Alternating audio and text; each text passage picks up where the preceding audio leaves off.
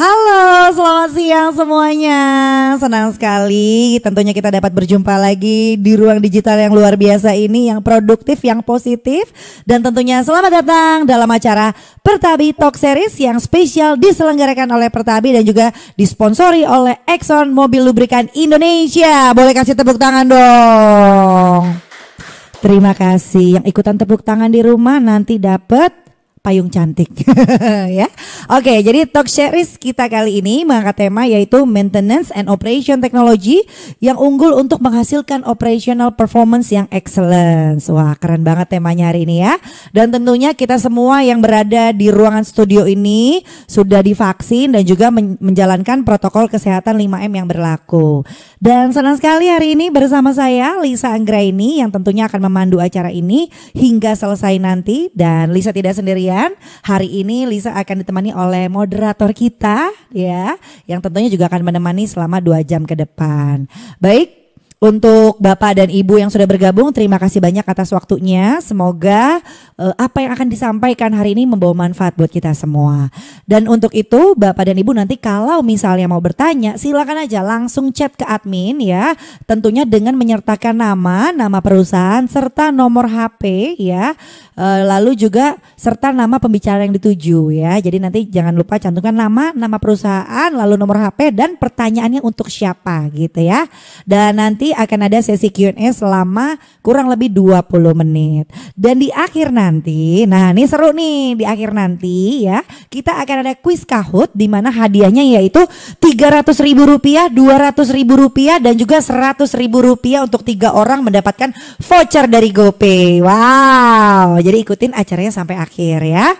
Dan sebelum kita masuk ke materi yang akan didengarkan bersama-sama, izinkan Lisa untuk mempersilahkan welcoming speech yang hari ini akan disampaikan oleh Bapak Rohman Alamsyah selaku Direktur Pertabi.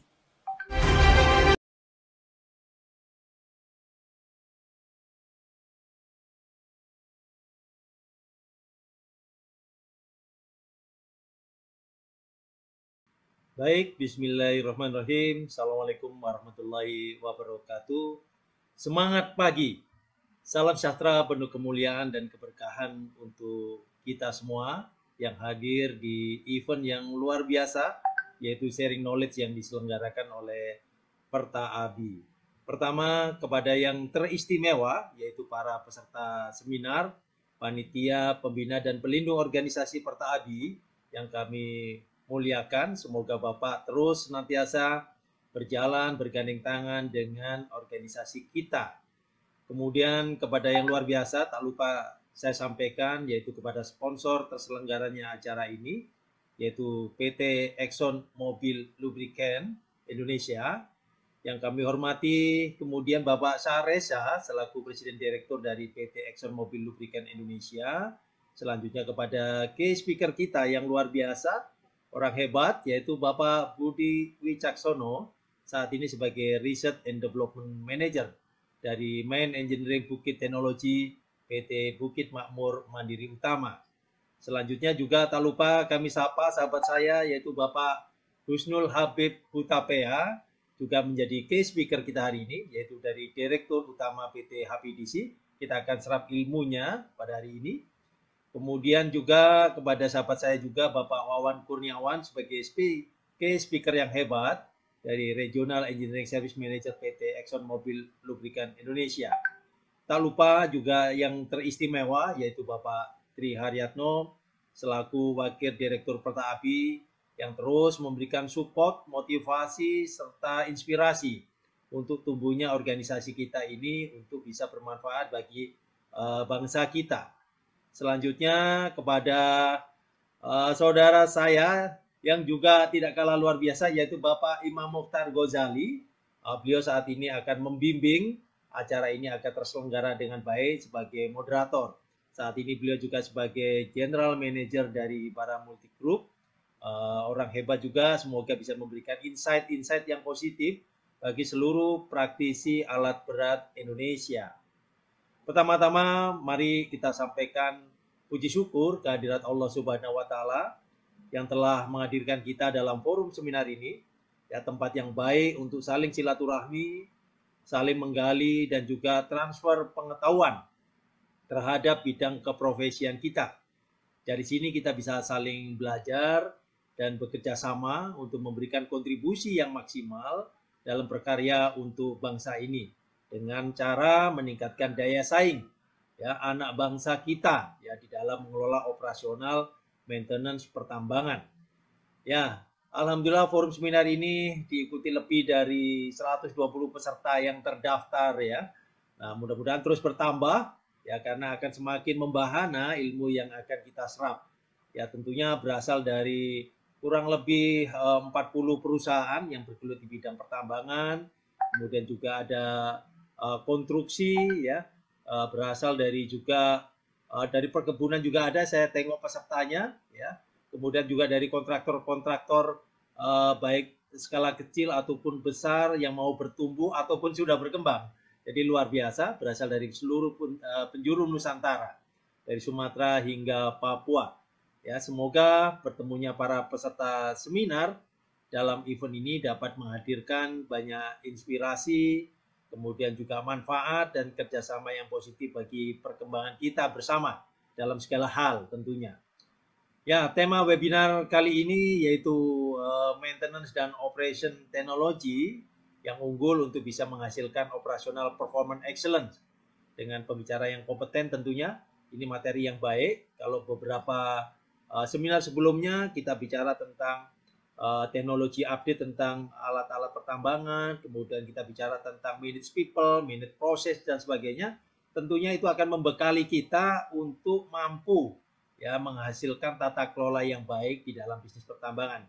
Dan itu adalah added value yang luar biasa karena Indonesia ini sampai dengan 75 tahun ke depan masih memiliki prospek yang bagus, ya, untuk bidang pertambangan, dan kita bisa berkontribusi berkarya sampai dengan anak cucu kita, gitu ya. Ini semua tentu dipersembahkan buat para anggota Perkumpulan Tenaga Ahli Alat Berat Indonesia, ya, selaku pemerhati dan pelaku maintenance alat. Ya, semoga bermanfaat. Tentunya partisipasi aktif para praktisi maintenance yang luar biasa dan langkah lanjutan dari event ini saya harapkan bisa terus terjaga kemanfaatannya kapanpun, ya, dimanapun dan dalam bentuk apapun. Ya, Bapak dan Ibu yang teristimewa, wadah organisasi profesi yang kita miliki saat ini yaitu Pertabi dapat diharapkan berkembang terus seiring dengan usaha yang kita geluti dalam satu kesamaan profesi hingga nantinya mampu menjadi mitra terbaik pemerintah, kemudian juga mitra terbaik masyarakat, mitra terbaik untuk pengusaha. Yang final destination-nya adalah kemajuan bagi kompetensi kita, ya, baik yang bersifat short term maupun long term. Ya, selanjutnya saya selaku ketua organisasi profesi ini menyampaikan selamat menikmati acara seminar ini dan ayo bersama-sama kita bangun bangsa kita melalui profesi dan kompetensi yang kita miliki. Ya, tak lupa kepada semua panitia kami memohon maaf atas kekurangan dan kelemahan, ya, dalam penyelenggaraan atau pengelolaan event ini, sembari berharap untuk dapat masukan, ya, atau saran perbaikan buat penyelenggaraan event-event selanjutnya.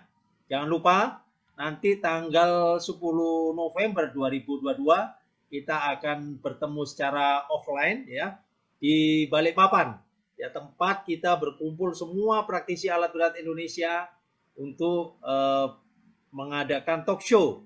Banyak hal yang kita bisa bicarakan dan kita serap sebagai additional knowledge, gitu ya, untuk meningkatkan added value. Silakan hadir nanti tanggal 10 November di Balikpapan, ya. Kemudian sebagai penutup sambutan ini, mari kita semua secara bersama-sama terus berdoa buat kemajuan bangsa Indonesia. Semoga tahan terhadap ujian yang muncul dan segera bangkit dan pulih lebih cepat, ya, bisa menjauhi segala penyakit dan kita terus bisa sehat, bugar, berkarya untuk Indonesia, tentunya atas iradat Allah Subhanahu wa taala, Tuhan yang Maha Kuasa. Demikian pengantar dari saya.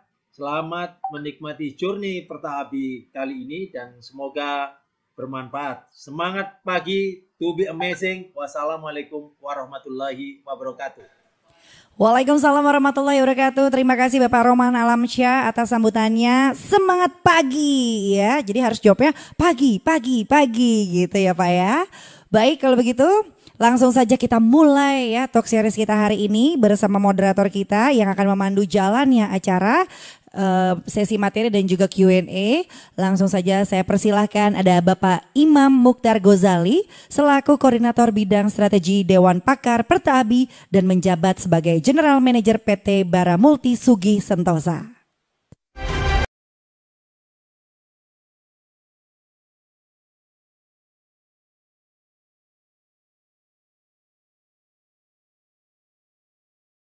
Selamat siang Pak Imam. Siang Bu Lisa. Apa kabarnya Pak Imam?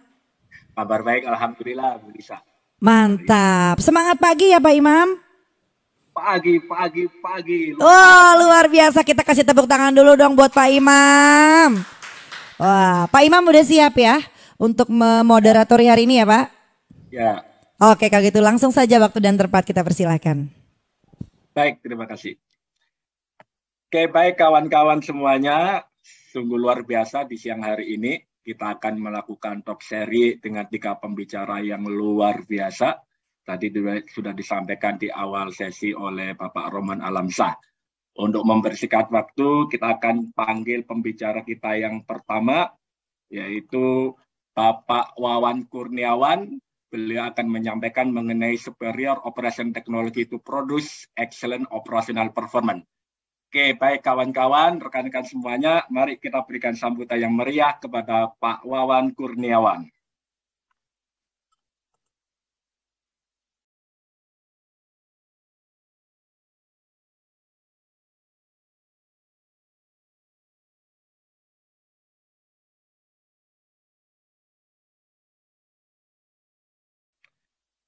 Oke, selamat siang Mas Wawan Kurniawan. Selamat siang Pak Imam. Apa kabar baik, Pak? Mas Wawan, bagaimana kabar hari ini? Alhamdulillah sehat Pak. Alhamdulillah. Ini posisi di mana Mas Wawan? Saya posisi di rumah Pak, di Tangerang. Oke, baik. Dalam kondisi sehat ya? Alhamdulillah sehat Pak. Oke, baik Pak Wawan Kurniawan. Ini untuk membersihkan waktu, kita akan dengarkan pemaparan dari Mas Wawan Kurniawan. Beliau adalah dari ExxonMobil. Tadi tema yang akan disampaikan adalah mengenai tingkatkan kehandalan mesin dengan grease analysis ya Mas Wawan Kurniawan ya? Iya, betul sekali Pak Imam. Oke, baik. Mengingatkan nanti sembari Pak Wawan Kurniawan menyampaikan mengenai materinya, nanti bagi kawan-kawan rekan-rekan semuanya, jika ada pertanyaan bisa di-chat di format atau form question and answer Q&A. Nanti kita akan di sesi terakhir setelah 3 pembicara menyampaikan materinya, nanti kita akan lakukan forum diskusi tanya jawab dari rekan-rekan semuanya. Baik, untuk mempersingkat waktu kepada Pak Wawan Kurniawan, waktu dan tempat kami persilakan untuk menyampaikan materi. Baik, terima kasih Pak Imam. Oke, jadi pada kesempatan kali ini saya akan mempresentasikan mengenai cara untuk meningkatkan kehandalan dari sebuah equipment ataupun juga mesin dengan menggunakan grease analysis, yang dimana itu salah satu metode untuk memonitoring kondisi grease yang sedang digunakan. Jadi nanti pada saat presentasi ini saya akan menjelaskan tahapannya seperti apa, dimulai dari apa itu pentingnya grease, kemudian dilanjutkan dengan MSA grease itu seperti apa, kemudian sekarang ada beberapa proyek, istilahnya pilot project yang sedang dilakukan di lapangan itu seperti apa. Nanti di bagian akhir, jika kita bisa menjalankan dan juga istilahnya mempraktekkan dengan baik, maka benefit apa yang istilahnya bisa kita dapatkan dari penggunaan grease yang baik dan juga cara monitoring yang baik dan juga tepat. Oke, next. Kita presentasi. Oke, seperti tadi diulas di awal, jadi nanti kita akan bahas mengenai pentingnya grease analysis, dimulai dari peranan grease-nya, kemudian juga cara untuk optimalisasi service intervalnya, kemudian juga bagaimana dari optimalisasi ini bisa meningkatkan reliability, dan akhirnya nanti kita mencoba untuk meningkatkan sustainability. Dan di sini yang namanya MSA grease ini nanti istilahnya kita akan menguji grease-nya, karena sejauh ini teknologi untuk menganalisis grease ini masih terbatas, dan ini salah satu breakthrough dari kami Automobil Indonesia untuk memberikan missing link yang sebelumnya itu belum ada. Kita buat sedemikian rupa sehingga itu bisa memberikan informasi yang lebih tentang kondisi dari grease yang sedang kita gunakan. Nanti di sana nanti kita akan berdiskusi, kita akan bahas bagaimana cara penerapannya itu seperti apa, baik itu seperti ongoing project seperti apa, ataupun juga proyek yang sudah dilakukan dari set essence, test report, dan juga value dokumentasi. Artinya dari semua kegiatan yang sudah dilakukan itu kira-kira benefitnya seperti apa, value-nya berapa sih, sehingga kita bisa istilahnya worth it untuk melakukan yang namanya grease analysis ini. Next. Nah, pentingnya grease analysis. Jadi di sini kita akan membahas mengenai peranan grease itu seperti apa sih di peralatan. Next. Jadi intinya adalah yang namanya grease, mungkin teman-teman semua sudah jelas ya, karena grease itu salah satu jenis dari lubrikan atau pelumas, sama halnya seperti oli. Cuman yang membedakannya adalah grease ini dia ada komponen tambahan berupa adiktif, yang dimana karena ada adiktif ini sifatnya itu, sifat fisikanya itu berbeda dibandingkan dengan oli, di mana dia menjadi bukan lagi fluid ataupun benda yang mudah mengalir, tapi menjadi semi fluida, dalam artian dia akan diam, baru pada saat dia dikenai beban dia akan keluar olinya, dan dia akan melumasi area yang harus dilumasi atau benda kerjanya.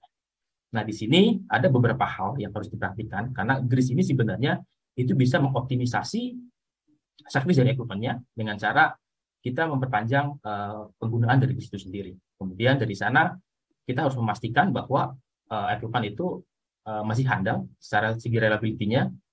Kemudian dari sana kita bisa melakukan istilahnya enhance sustainability, dalam artian dengan praktek grease yang baik dan juga dengan penggunaan grease yang tepat itu bisa menurunkan dampak keterpaparan terhadap lingkungan.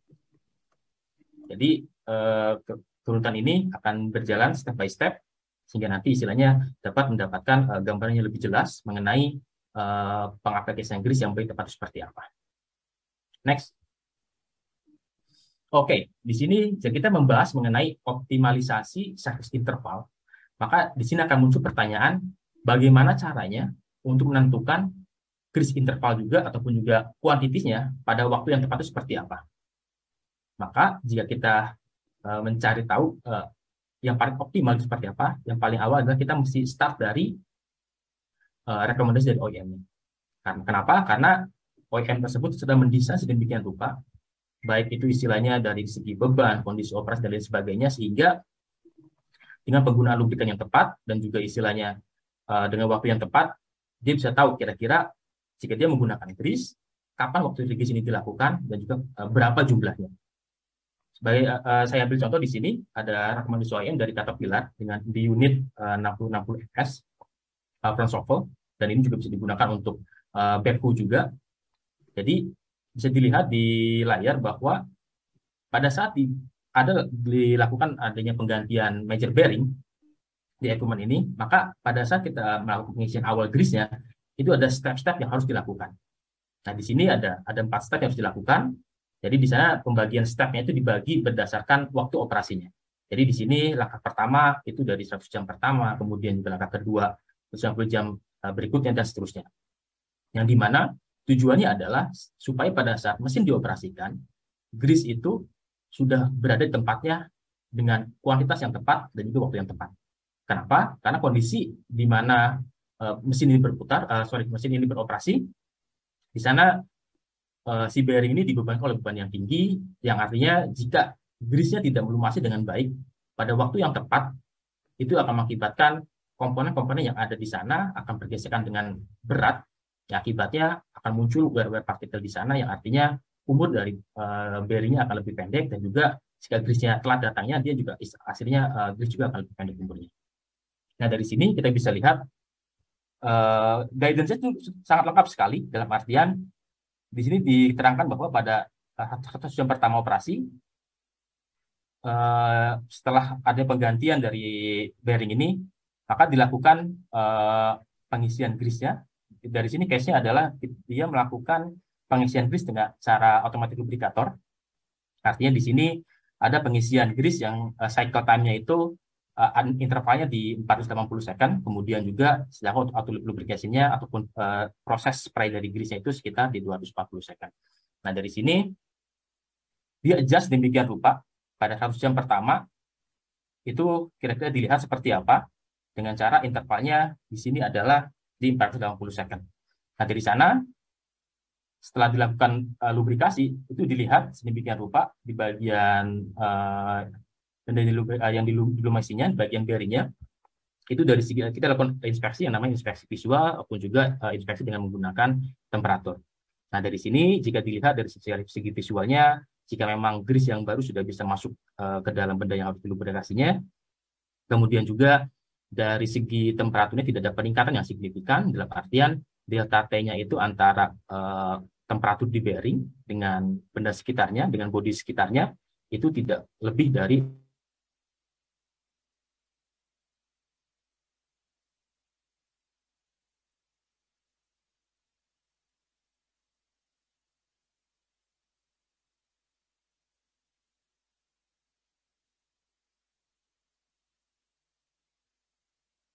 yang nantinya dia ada waktu ataupun juga interval atau juga quantity yang tepat tergantung dari jenis aplikasinya. Bisa untuk yang front swivel ataupun juga untuk yang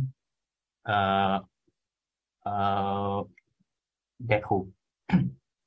Nah, di sini kadang pada saat kita berusaha untuk mengoptimalisasikan penggunaan grease, kadang kita tidak tahu startnya dari mana.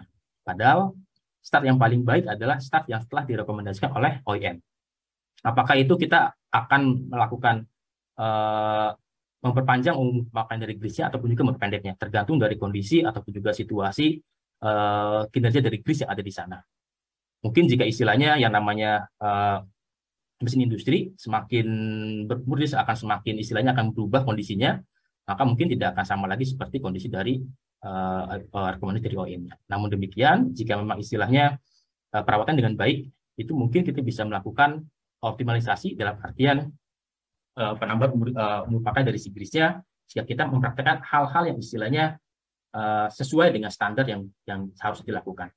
Jadi dari sini langkah pertama untuk melakukan istilahnya mengoptimalisasikan penggunaan grease sehingga meningkatkan kehandalan dari alat berat kita ataupun juga umpan kita itu dengan cara kita mengetahui terlebih dahulu grease service interval itu berapa atau regreasing frekuensi itu berapa jedanya, kemudian kuantitasnya berapa. Nah, dari sini mungkin nanti akan banyak referensinya karena kadang ada, kalau misalkan dari OEM tidak ada beberapa referensi yang bisa kita ambil, baik itu dari rekomendasi dari pabrikan olinya ataupun grease-nya ataupun juga pabrikan dari bearing-nya itu sendiri. Nah, dari sana biasanya kalau kita tarik secara runut itu biasanya berasal dari sumber yang sama dan biasanya hasil juga akan mirip-mirip. Nah, dari sana kita bisa melakukan start awal untuk pengoptimalisasian service interval dari grease itu sendiri. Next. Nah, tapi secara garis besarnya kita mengetahui interval service-nya atau interval regresinya dengan kualitasnya itu belum cukup untuk mengoptimalkan penggunaan dari grease-nya. Mengapa demikian? Karena di sini itu kan istilah hanya data rekomendasi dari OEM-nya, baik itu OEM dari equipment-nya ataupun juga OEM dari spare part-nya. Nah, di sini yang ada hal yang istilahnya sangat berpengaruh sekali dalam penggunaan dari grease itu sendiri, yaitu praktek dari greasing-nya. Makanya di sini ada pertanyaan bahwa bagaimana praktik greasing yang tepat ataupun juga praktik greasing yang Anda lakukan sehingga hal itu akan berpengaruh terhadap reliability dari peralatan. Kenapa? Karena jika praktik greasing-nya itu tidak lengkap atau tidak sesuai dengan rekomendasi ataupun standar yang ada, itu bisa berakibat fatal. Karena yang namanya praktek greasing itu tidak hanya serta-merta pada saat kita menggunakan grease-nya saja, melainkan pada saat kita handling grease-nya, pada saat grease-nya datang, penyimpanan alatnya, penyimpanan grease-nya seperti apa, kemudian cara kita mengambil grease-nya seperti apa, kondisi dari misalkan grease pump-nya, apakah dia kondisinya baik atau tidak, bersih atau tidak. Karena nanti kaitannya adalah bagaimana cara kita untuk mencegah yang namanya kontaminasi atau contamination control. Mengapa demikian? Bisa dilihat di gambar sebelahnya. Di sana ada gambar contoh journal bearing. Kan di sana ada jurnalnya, ada bearingnya, juga ada clearance-nya. Di sini di gambarnya agak sedikit diperbesar ya clearance-nya supaya kita bisa lihat dengan jelas. Ini kondisi normalnya, dalam artian nanti ada jedanya, clearance itu berapa, kemudian diameter jurnal bearingnya itu berapa. Nah, di sana pada saat dia beroperasi, karena nanti dia akan terkena beban, maka ada trajektori dari si jurnalnya ini akan bergerak tergantung dari lock zone dari si bearing yang dia terima ini. Nah, di sini gerakannya itu istilahnya tergantung dari lock zone-nya, pada saat istilahnya boomnya naik atau boomnya turun dan lain sebagainya, nanti ada part-part bagian-bagian yang istilahnya dia akan berkontak dan ada yang tidak. Nah, di sini peranan dari lubrikan atau dari grease sangat vital. Kenapa? Karena dia harus sedemikian rupa tepat berada di lokasi yang istilahnya akan berkontak, yang terkena beban, atau istilahnya di bagian lock zone-nya. Karena bisa dilihat, pada saat dia berkontak ini, bebannya akan besar, dan istilahnya pergerakannya itu dia hanya terosilasi. Di bearing, sebenarnya kalau kita berbicara pergerakannya, sebenarnya umur bearing akan bisa lebih panjang jika bergeraknya itu secara rotasional, dalam artian dia berputar 360 derajat. Sedangkan jika dia hanya osilasi saja, bergerak pada bagian tertentu saja, artinya yang terkena beban itu hanya part-part itu saja. Makanya jika dia tidak dilumasi dengan baik, tidak diberikan istilahnya pelumasan yang tepat dengan waktu yang tepat, maka yang namanya kausan itu pasti akan terjadi yang sangat cepat dan istilahnya akan berdampak pada pendeknya umur dari si bearing itu sendiri. Nah, dari sini dengan kita mempraktikkan greasing yang lengkap, prosedurnya tepat dalam artian dari pada saat kita handling grease-nya itu dengan baik, cara kita mengisi grease-nya sesuai dengan standarnya, kemudian juga kita mencegah supaya tidak ada kontaminasi di sana. Kenapa? Karena yang namanya kontaminasi ini sangat vital, di mana bearing ini, clearance-nya ini kan diperbesar ya. Padahal realnya, ini clearance sangat kecil sekali. Biasanya rule of thumb itu sekitar di 10/10.000 dari diameter dari jurnalnya. Dan di sini itu clearance-nya. Sedangkan untuk lubrikan filmnya itu akan lebih kecil lagi, yang mungkin jaraknya itu hanya mungkin kurang dari 1 mikrometer saja. Sehingga jika ada kontaminasi, walaupun itu hanya debu yang halus, itu sudah pasti akan masuk ke dalam lapisan film dari si lubrikannya, yang artinya nanti akan membuat lapisan film tidak bekerja dengan optimal, sehingga nanti akan muncul indentasi di sana, yang akhirnya akan membuat inisial indentasi di sana, sehingga akhirnya permukaan kontaknya itu akan bergesekan dengan kasar, dan nanti akan muncul wear di sini. Nah, dari sini, jika 3 step awal ini telah dilakukan, praktek greasing yang tepat, cegahan kontaminasi, dan kita akan melakukan pengukuran kausan, dalam artian kausan di sini adalah kausan yang purely murni keluar akibat adanya akibat dari performa dari grease itu sendiri. Sehingga jika kita tahu, oh di sini ternyata kausannya masih bagus, artinya sebenarnya grease sudah bekerja dengan baik dan dia dari segi pemakaiannya dia bisa optimal lagi, bisa dioptimalkan, bisa dipakai lebih panjang lagi. Nah, di sini artinya kunci dari grease monitoring program ini, dalam artian jika semua praktek sudah tepat, handling grease-nya sudah tepat, kemudian juga kita mencegah adanya kontaminasi masuk ke dalam wadah grease-nya, bukan hanya di bagian bearing-nya saja, tapi juga ke dalam grease-nya itu sendiri, ataupun juga pada saat kita melakukan sebuah regreasing tidak dengan menggunakan automatic lubricator, tapi menggunakan manual dengan menggunakan grease pump ya, secara manual ya. Nah, di sini kadang ada beberapa hal kecil yang sebenarnya mungkin banyak yang sering diabaikan, tapi bisa berdampak sangat vital sekali. Sebagai contoh adalah pada saat kita melakukan regreasing, kita tidak melakukan cek terlebih dahulu kebersihan dari si grease nipple-nya itu sendiri. Sehingga jika kita tidak mencek hal tersebut, kita langsung regreasing saja. Di sana ada kotoran di sana terdorong oleh grease yang baru, berasal dari grease pump-nya, kemudian masuk ke dalam komponen kita. Dan itu istilahnya pasti akan berdampak buruk terhadap kondisi dari si bearing atau alat kerja itu sendiri.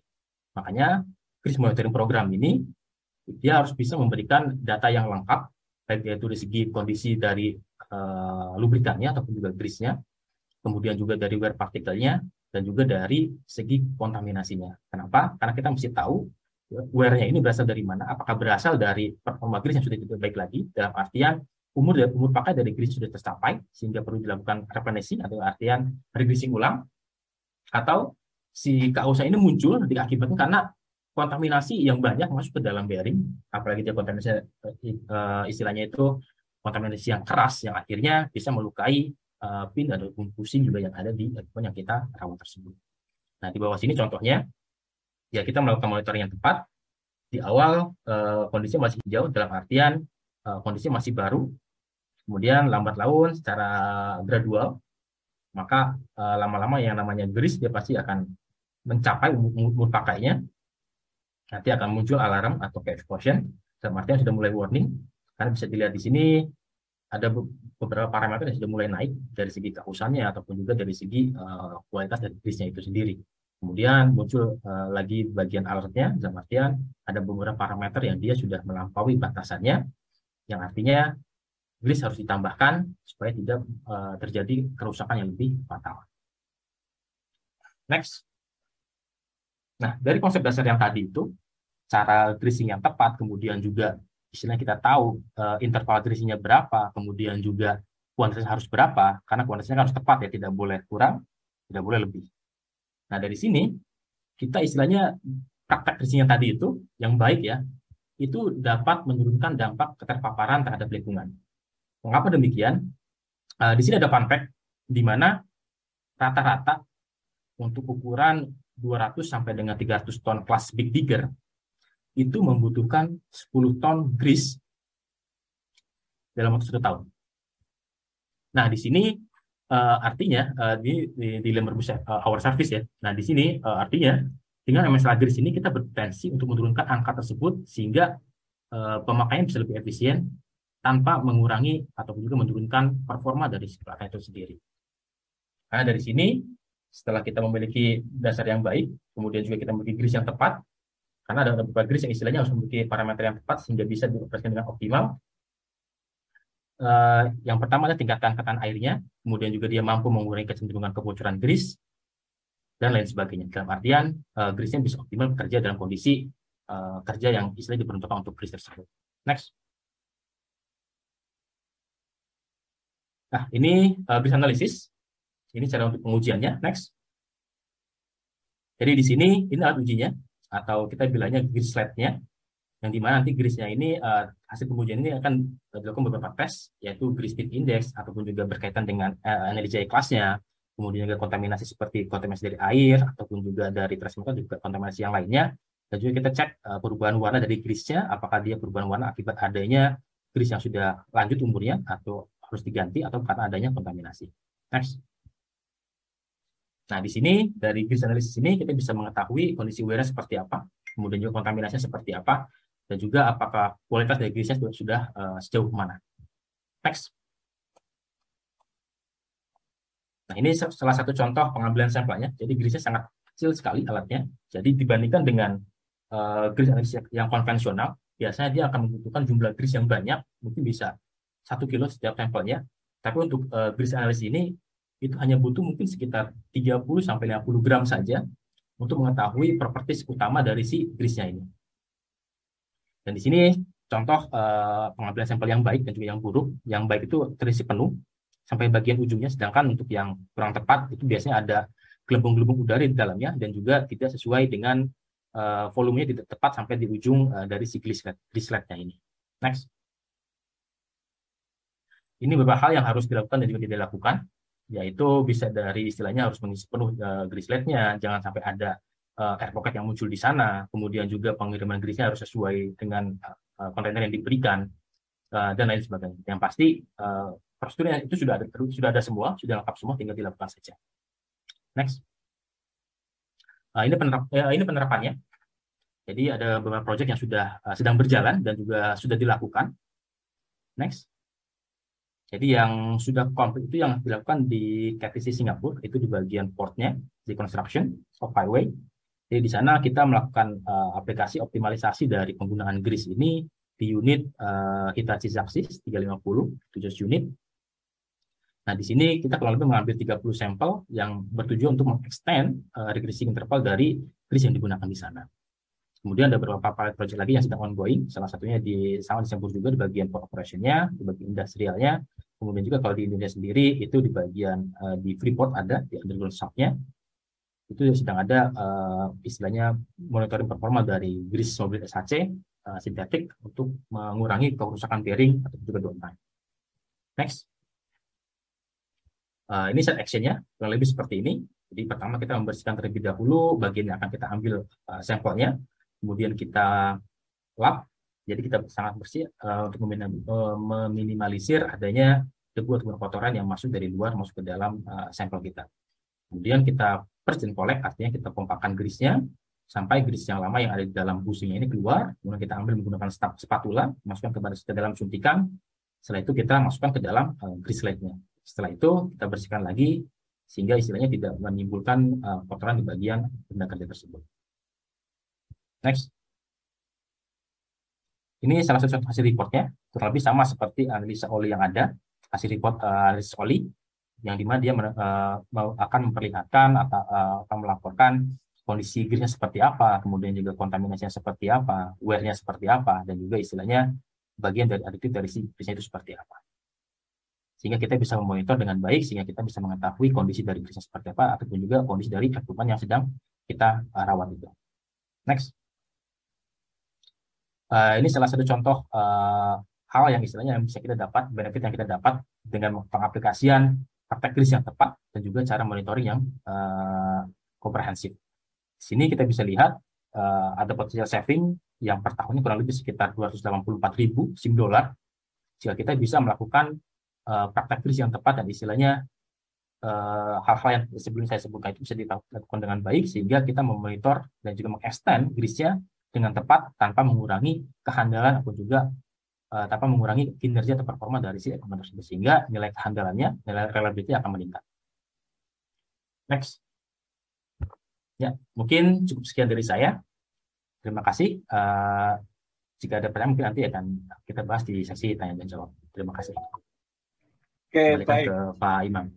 Baik, terima kasih. Kita kasih aplaus yang meriah yang sekali lagi untuk Pak Wawan Kurniawan. Ya, terima kasih Pak Wawan Kurniawan atas penyampaiannya, sungguh luar biasa, menambah khasanah kita mengenai pentingnya greasing and lubricating ya pada sistem maintenance kita. Jadi apa yang disampaikan juga sangat inspiratif ya bagi kita. Oke, untuk sesi pertanyaan kita keep dulu. Kita akan lanjutkan nanti sesi Q&A di akhir pembicara. Berikutnya kita akan lanjutkan journey kita pada siang hari ini dengan pembicara yang kedua. Baik, rekan-rekan semuanya, mari kita beri sambutan yang meriah untuk Pak Budi Wicaksono. Beliau sebagai Research and Development Manager Mine Engineering Bukit Teknologi dari PT Bukit Makmur Mandiri Utama.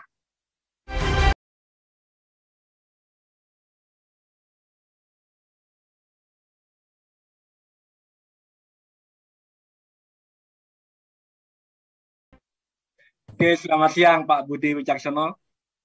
Siang, Pak Imam. Gimana kabar hari ini, Pak Budi? Alhamdulillah, sehat dan semangat nih. Sudah siap ya menyampaikan materi di hari ini. Oke, baik, tadi materi pertama juga luar biasa, tentunya ini materi yang kedua ini dari Pak Budi Wicaksono ini tentunya juga nggak akan kalah menarik, ya kan, menambah inspiratif sekaligus menjadi penambah knowledge bagi kita semuanya. Oke, baik kawan-kawan semuanya, ya kan, untuk mempersingkat waktu kepada Pak Budi Wicaksono akan menyampaikan materi mengenai superior operation technology to produce excellent operational performance. Waktu dan tempat kami persilakan kepada Pak Budi Wicaksono. Terima kasih Pak Imam ya atas waktunya. Dan juga makasih pada panitia dan peserta Bertabi, Pak Rahman, Pak Tommy. Terima kasih atas waktunya untuk bisa sharing bersama dengan tim di Bertabi dan juga seluruh peserta yang sudah hadir ya.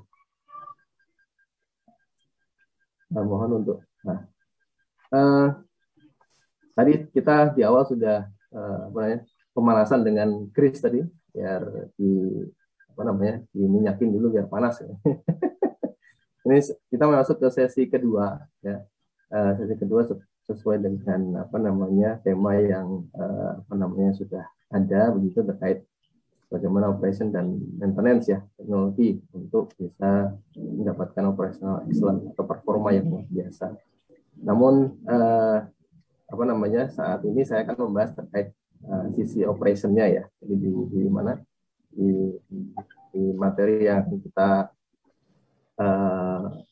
bawakan adalah terkait dari sisi operation teknologi. Next. Baik, pertama saya akan mencoba mengenalkan dulu tak kenal maka tak sayang ya. Jadi Bukit Teknologi adalah part of Bukit Makmur ya. Jadi yang tadi seperti yang sampaikan Pak Imam di awal, apa namanya, yang kita tahu Bukit Makmur adalah BUMA, begitu yang sudah established duluan.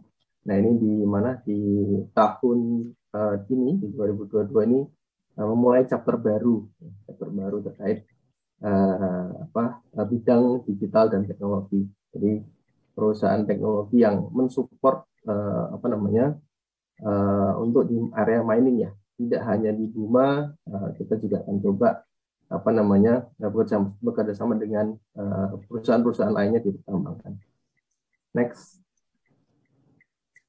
Kemudian sebagai visi dan misi terkait yang visi ya, ini adalah menjadi promotor ya, atau membantu menggerakkan industri pertambangan dengan menciptakan value-value baru ya, karena saya dengan semangat di Bukit Teknologi ataupun semangat di industri pertambangan saat ini ya, kalau kita lihat kalau saya secara pribadi sudah harusnya tidak ada terlalu banyak terkait kompetitif di dalam negeri seperti tadi bilang Pak Rohman, kita mengembangkan ini ya semuanya untuk nusa dan bangsa kira-kira gitu kan ya. Jadi harapannya di era saat ini adalah era yang kolaborasi di mana antar penyedia jasa ataupun antar mine owner ya, pemilik P2KB itu juga saling benchmark, kemudian saling bahu-membahu, pun sama harusnya di level operator mining service juga sama. Harapannya karena kolamnya tuh harusnya kita sudah expand, kolamnya nggak di Indonesia aja harusnya, tapi harus sudah overseas gitu. Sekaligus untuk mengharumkan nama bangsa Indonesia yang kita tahu juga sendiri saat ini juga masuk di 20 ya, sudah salah satu kekuatan besar ya di dunia. Kemudian secara misi kita menjadi lever atau kunci pengungkit ya di seluruh fungsi. Jadi di Bukit Teknologi ini kita ada empat pilar ya, di operation engineering, maintenance, people dan safety. Yang keempatnya ini memiliki value untuk menambahkan efisiensi maupun secara keselamatan untuk membantu di industri pertambangan. Next. Di slide kami kita bagi 3 ya terkait operation teknologi. Namun di 2 slide awal ini kita akan lebih menjelaskan sedikit step back ya, atau sedikit mundur sedikit, kita pengen lihat apa sih sebetulnya urgensinya. Kemudian yang kedua nanti kita akan lihat adopsinya bagaimana sih di tambang gitu ya, dan juga di Indonesia, dan apa sih kunci suksesnya. Kemudian baru ketiga kita akan membicarakan terkait operasional teknologi tapi secara general, karena kan berbeda-beda karakteristiknya yang terkait operation teknologi itu bisa saja di beberapa karakteristik tambang itu akan berbeda-beda. Namun saya akan membahas secara general dan bagaimana kita memprioritaskannya seperti itu.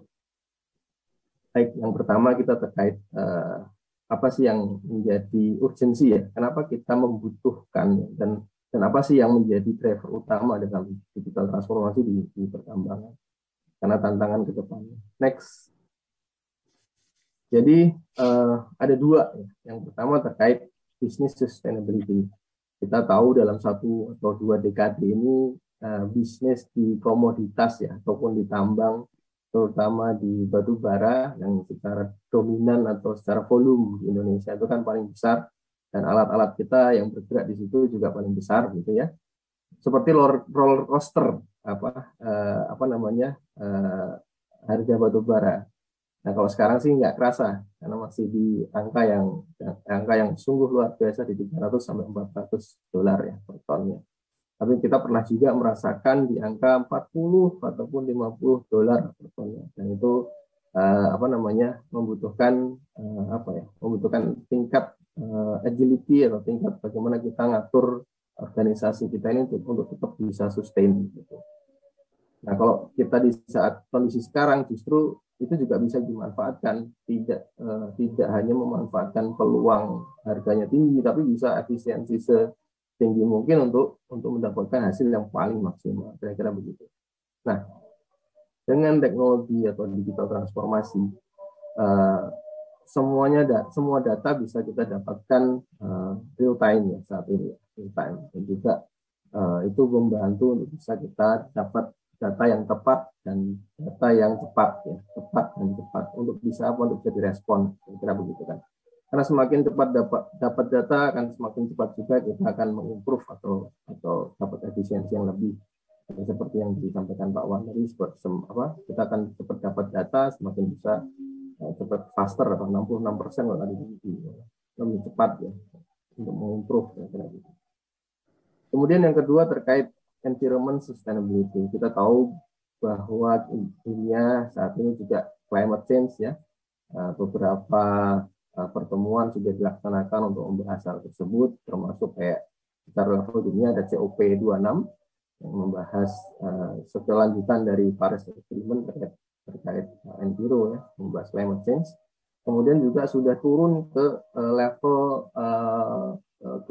governance di Indonesia ya, di Indonesia kita sudah tahu ada harmonisasi pajak, undang-undang harmonisasi pajak yang kalau kita baca detail di dalamnya itu sudah mulai masuk ada carbon tax, walaupun masih general sifatnya ya, carbon tax sudah mulai masuk di situ.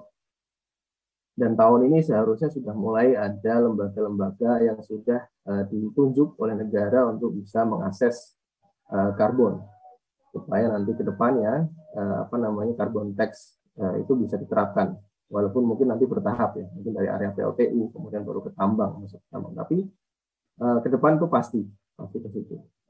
Kemudian kita juga tahu dari Enviro kita ada kenal namanya ESG ya, yang jadi buzzword mungkin di tahun belakangan ini jadi buzzword ya, ESG. ESG itu juga Enviro, Social dan Governance yang baik ya, di mana semua sekarang sudah ngacu ke sana. Kalau investor sudah melihatnya ke situ, ada ESG Index namanya. Nah itu investor akan memberikan investasinya tergantung dari ESG-nya, kira-kira begitu. Nah, ya kalau bapak-bapak tahu juga beberapa tambang atau pemilik tambang saat ini juga sudah diputus ya hubungan kerjasamanya dengan beberapa bank gitu ya yang sudah melihat ke arah sini gitu. Nah ini dan ke depan akan semakin krusial di area funding gitu. Nah, ini yang perlu menjadi diantisipasi. Dan digitalisasi juga akan bisa membantu bapak-bapak bisa tahu datanya di mana karbon-karbon yang perlu bapak perhatikan atau di safety seperti apa begitu ya. Kalau di sosialnya kan safety termasuk dalam bagian sosialnya. Kalau di bagian maintenance itu di environnya juga masuk, tidak hanya terkait karbon, tapi juga 3R ya, reduce, reuse, recycle. Jadi ini adalah comprehensive package yang ESG ini untuk kita harus dukung di perusahaan atau organisasi masing-masing. Dua hal ini adalah yang menjadi urgensi menurut saya untuk tantangan di depan. Jadi sebelum masuk ke area operasional, sebenarnya teknologi yang kita butuhkan di area tambang adalah untuk mendukung organisasi kita supaya tetap sustain di area bisnis maupun di environnya. Next. Nah, kemudian kita lihat bagaimana di Indonesia nih digital adoption-nya.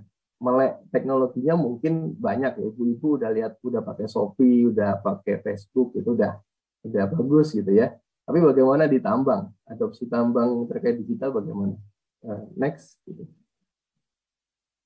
Nah, kalau kita bandingkan dengan industri-industri yang lain ya, industri yang lain itu seperti yang saya bilang tadi, entertainment ya, Facebook, media sosial itu menjadi yang paling duluan. Tourism ada Traveloka, ada Agoda, Airbnb, macam-macam ya. Sampai ke financial services dan retail yang serta logistik yang dimana kita sekarang sudah tahu ada Gojek, ada Grab ya.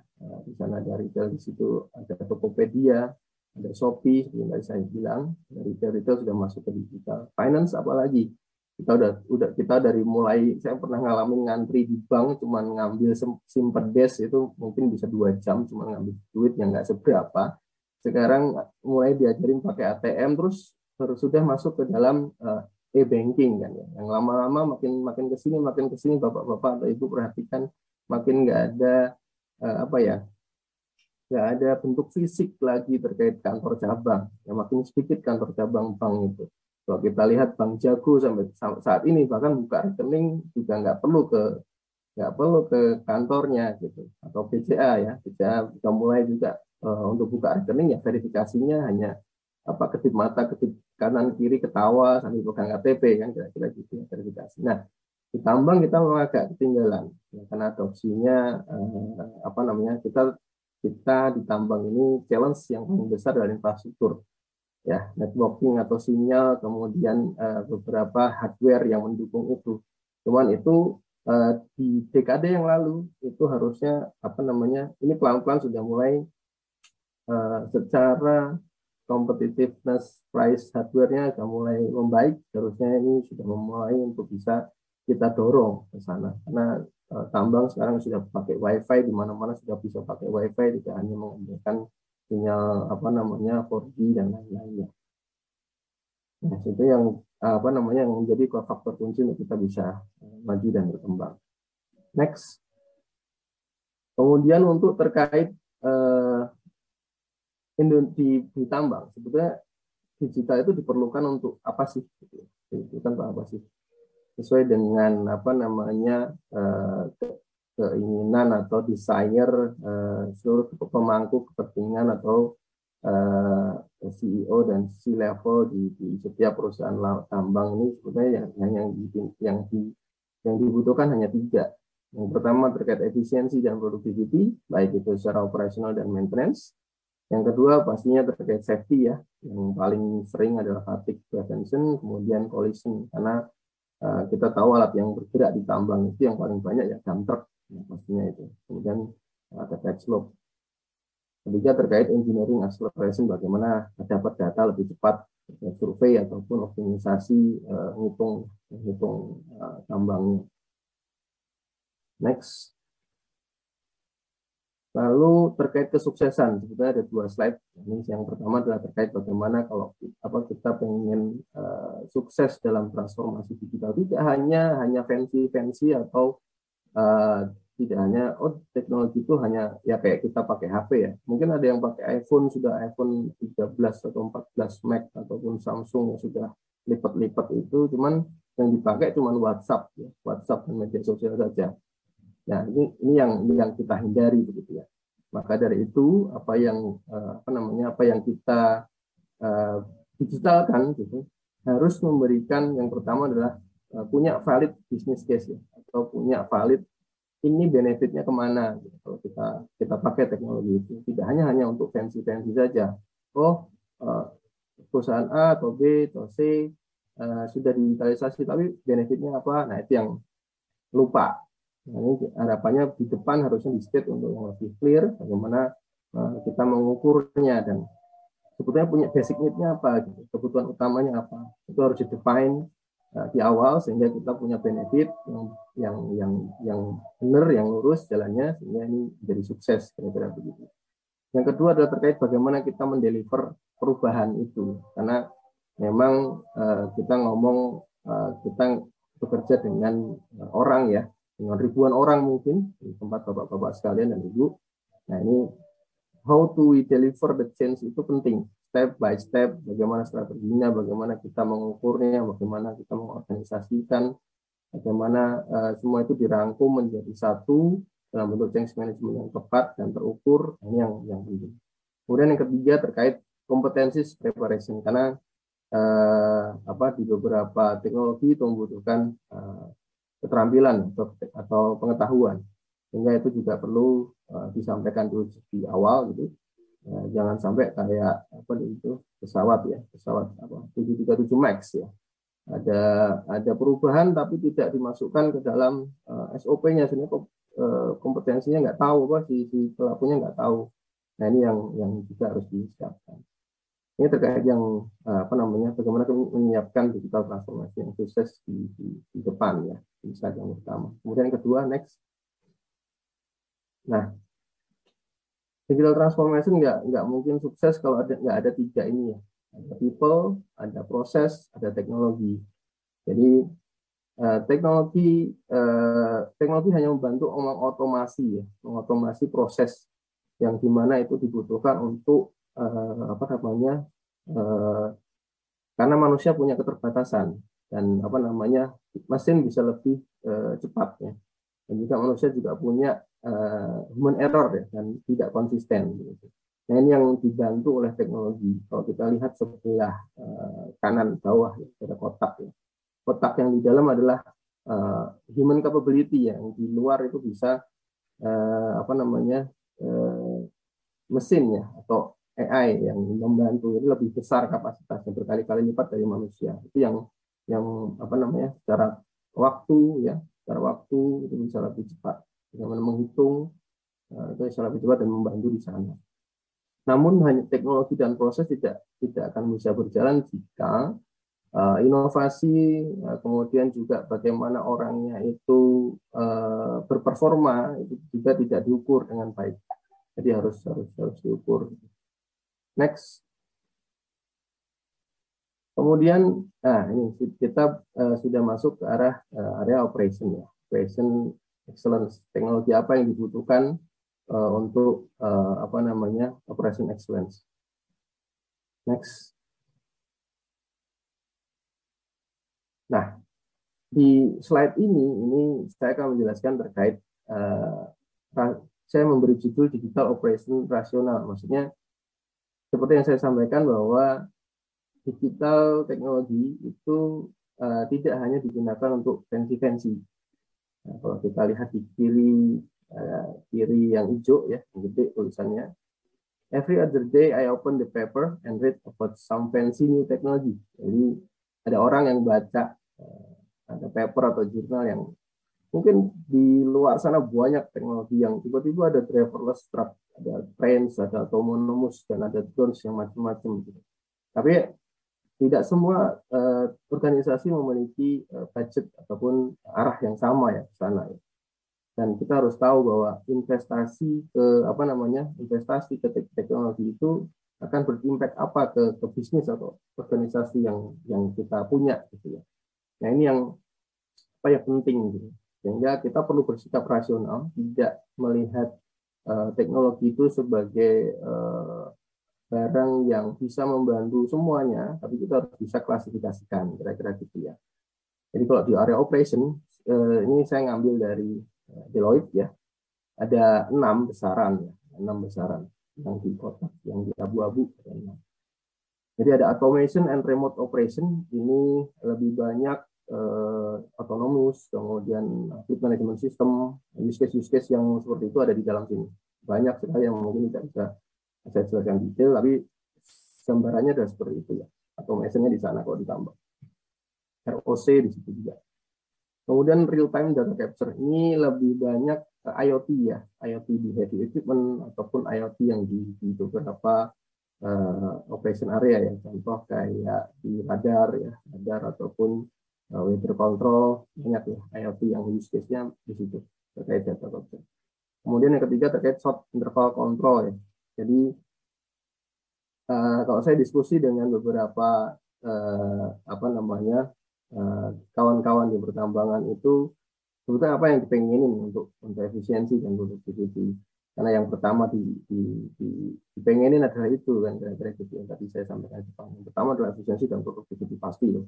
Pengen untuk organisasinya kira-kira gitu. Nah, apa namanya? Ini short interval control, dari namanya aja short ya.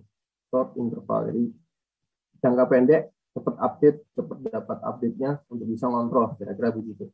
Dan ini banyak banget visualisasi, dashboard, dan lain-lain yang dibantu oleh advanced analytics, kira-kira gitu. Dan yang teknologinya semua di situ. Kemudian keempat terkait simulasi atau prediksi. Nah, ini lebih advance lagi, yang mana ini biasanya kayak software di engineering ya, yang mana mereka memberikan simulasi dan juga prediksi. Kemudian yang kelima terkait integrated data platform. Jadi semuanya dikumpulin di situ, semuanya terintegrasi. Membuat platform yang semuanya bisa terintegrasi. Karena terkait network connectivity yang biasanya terkait hardware yang mendukung ya terkait infrastruktur yang tadi diceritakan. Jadi 6 sebetulnya yang diklasifikasikan yang mendukung untuk operasional teknologi. Ya, kalau kita ngomong detail terkait sisi operasional yang berhubungan dengan sisi maintenance, pastinya ya operator behavior yang bisa juga ditangkap di IoT dan juga bisa dicek yang nanti bisa dihubungkan dengan integrated data platform dan juga soal info control supaya kita tahu siapa yang, karena orang itu kan karakternya berpola dan itu bisa kita pelajari dan kita bisa tindak lanjuti kira-kira gitu. Jadi ya mitra costing, yang pengoperasian unit yang nggak benar, kemudian lokasi jalan yang kurang bagus untuk yang nantinya merusak chassis HD ataupun yang lain, itu akhirnya saling berhubungan antara operation dan juga maintenance. Next, ini adalah slide terakhir yang terkait prioritize. Kalau kita sudah tahu rasionalnya apa saja, kita sudah identifikasi tadi dalam klasifikasi 6 besaran yang di dalamnya mungkin banyak sub-subnya yang kita belajar untuk memprioritaskan. Jadi kita buat grafik ya atau kuadran. Jadi antara apakah produk itu memiliki value untuk kita dan juga apakah produk itu visible untuk kita taruh di organisasi kita. Ini ada detail yang harus diisi di kiri bawah itu, apakah itu secara value, apakah itu bisa mengincrease productivity, apakah itu bisa reduce capex atau OPEX dan lain-lain gitu ya. Secara opportunity atau visibility, apakah itu secara lama cost bagaimana, secara waktu bagaimana, secara business change bagaimana. Jadi itu dipelajari gitu, sehingga kita bisa tahu nanti kuadran, kita bisa masukkan ke kuadran 6 bagian tadi, itu kita masukkan ke kuadran itu kita secara organisasi di mana yang dibutuhkan. Ini satu contoh yang sebelah kanan itu adalah ternyata di satu organisasi ada yang butuhnya banyaknya di short interval control karena pengen hal-hal yang konkret kira-kira gitu. Kalau drones hanya dipakai untuk mengambil data saja, tapi secara value-nya hanya kecepatan misalnya. Tapi yang short interval control dia bisa tahu cepat, dia bisa improve cepat. Ini yang menjadi value-nya lebih tinggi daripada yang lain. Nah, ini adalah salah satu case dan salah satu contoh bagaimana kita memprioritaskan teknologi.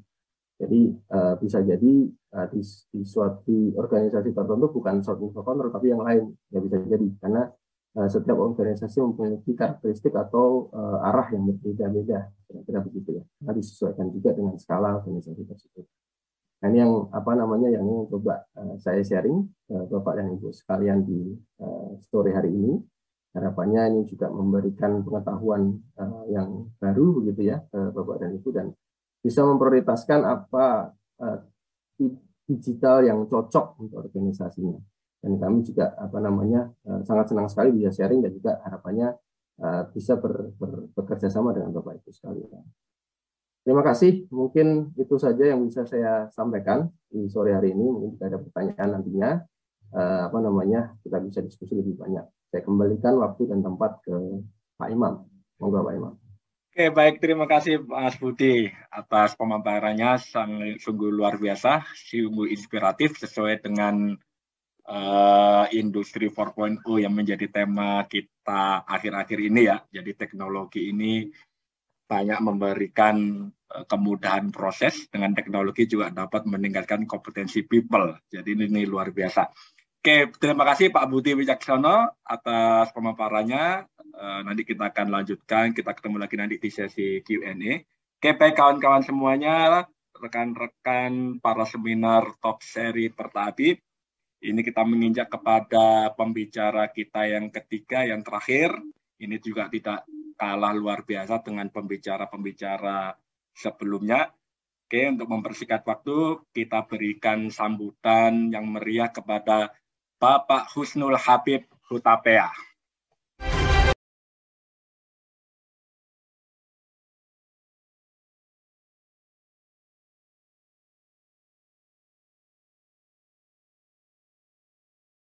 Assalamualaikum warahmatullahi wabarakatuh, Pak Habib. Suaranya Pak Husnul? Ya, waalaikumsalam warahmatullahi wabarakatuh. Pak, ini kayaknya dengan setelan batik dan kacamata sangat klik sekali ini, Pak Husnul. Udah mulai terpengaruh kita ini. Apresiasi. Ya. Oke, baik. Gimana kabar hari ini, Pak Husnul? Ya, alhamdulillah. Luar baik, luar biasa. Oke, baik, Pak Husnul. Oke, baik, Pak Husnul nanti akan menyampaikan mengenai materi maintenance and operation teknologi yang unggul untuk menghasilkan operasional performance yang excellent. Ini tentunya materi ini tidak akan kalah dengan yang dua di awal tadi. Ini banyak kita berharap hari ini Pak Husnul bisa menyampaikan materi ini, memberikan inspirasi kepada kita semuanya. Oke, untuk mempersingkat waktu kepada Pak Husnul Habib Hutapea, waktu dan tempat kami persilakan. Baik, terima kasih Pak Imam.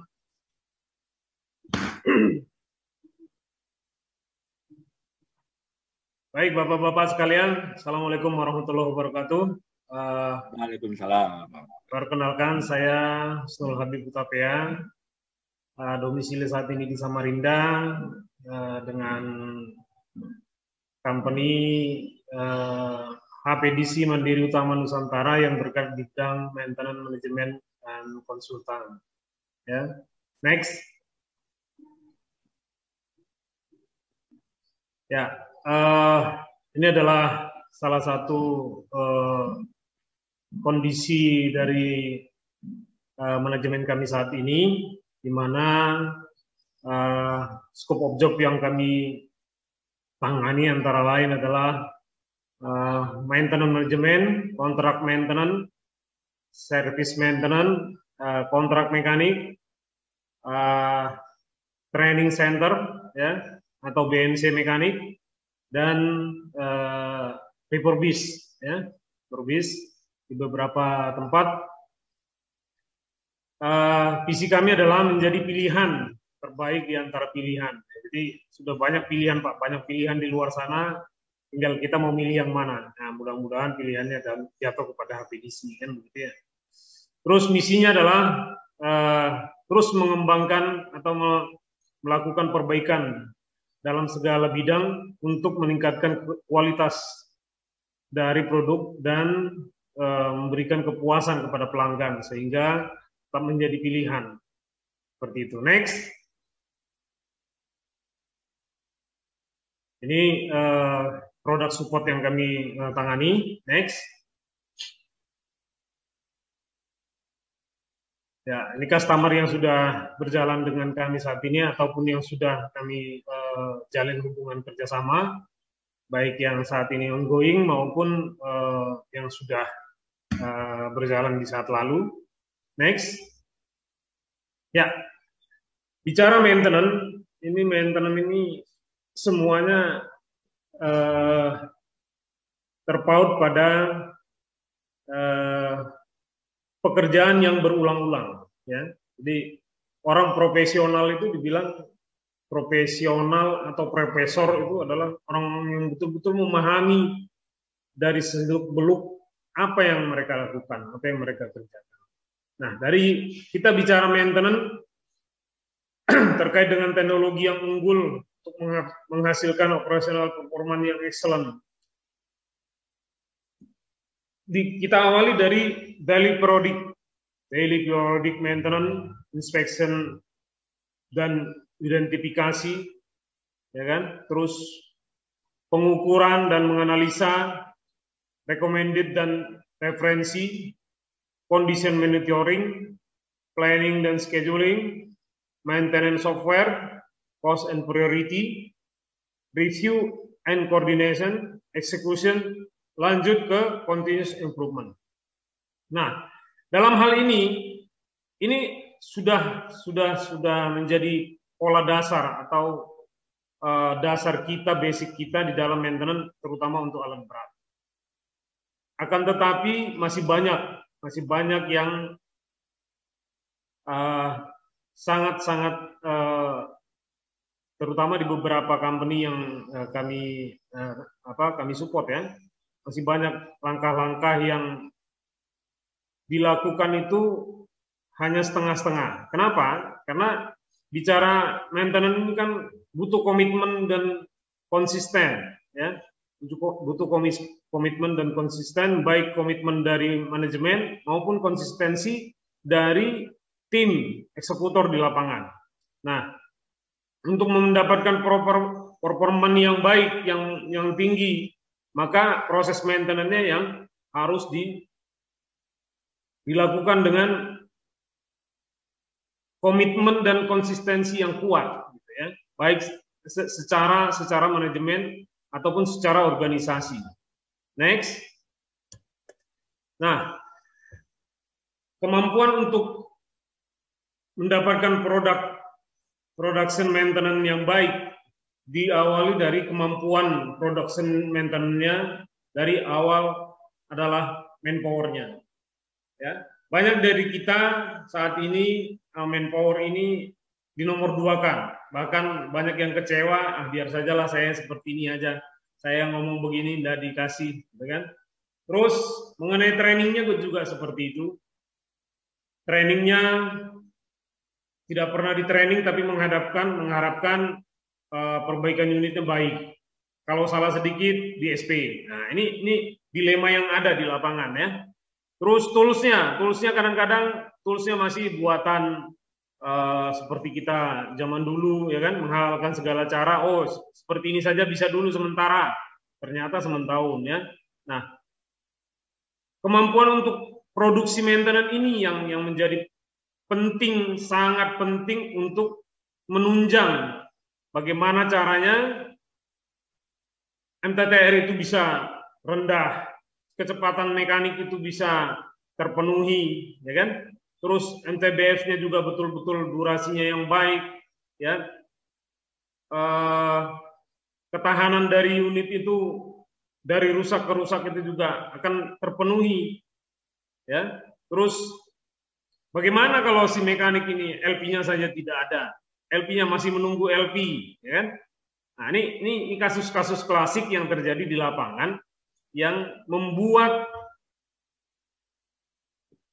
KPI dari maintenance itu jatuh, ya, jatuh.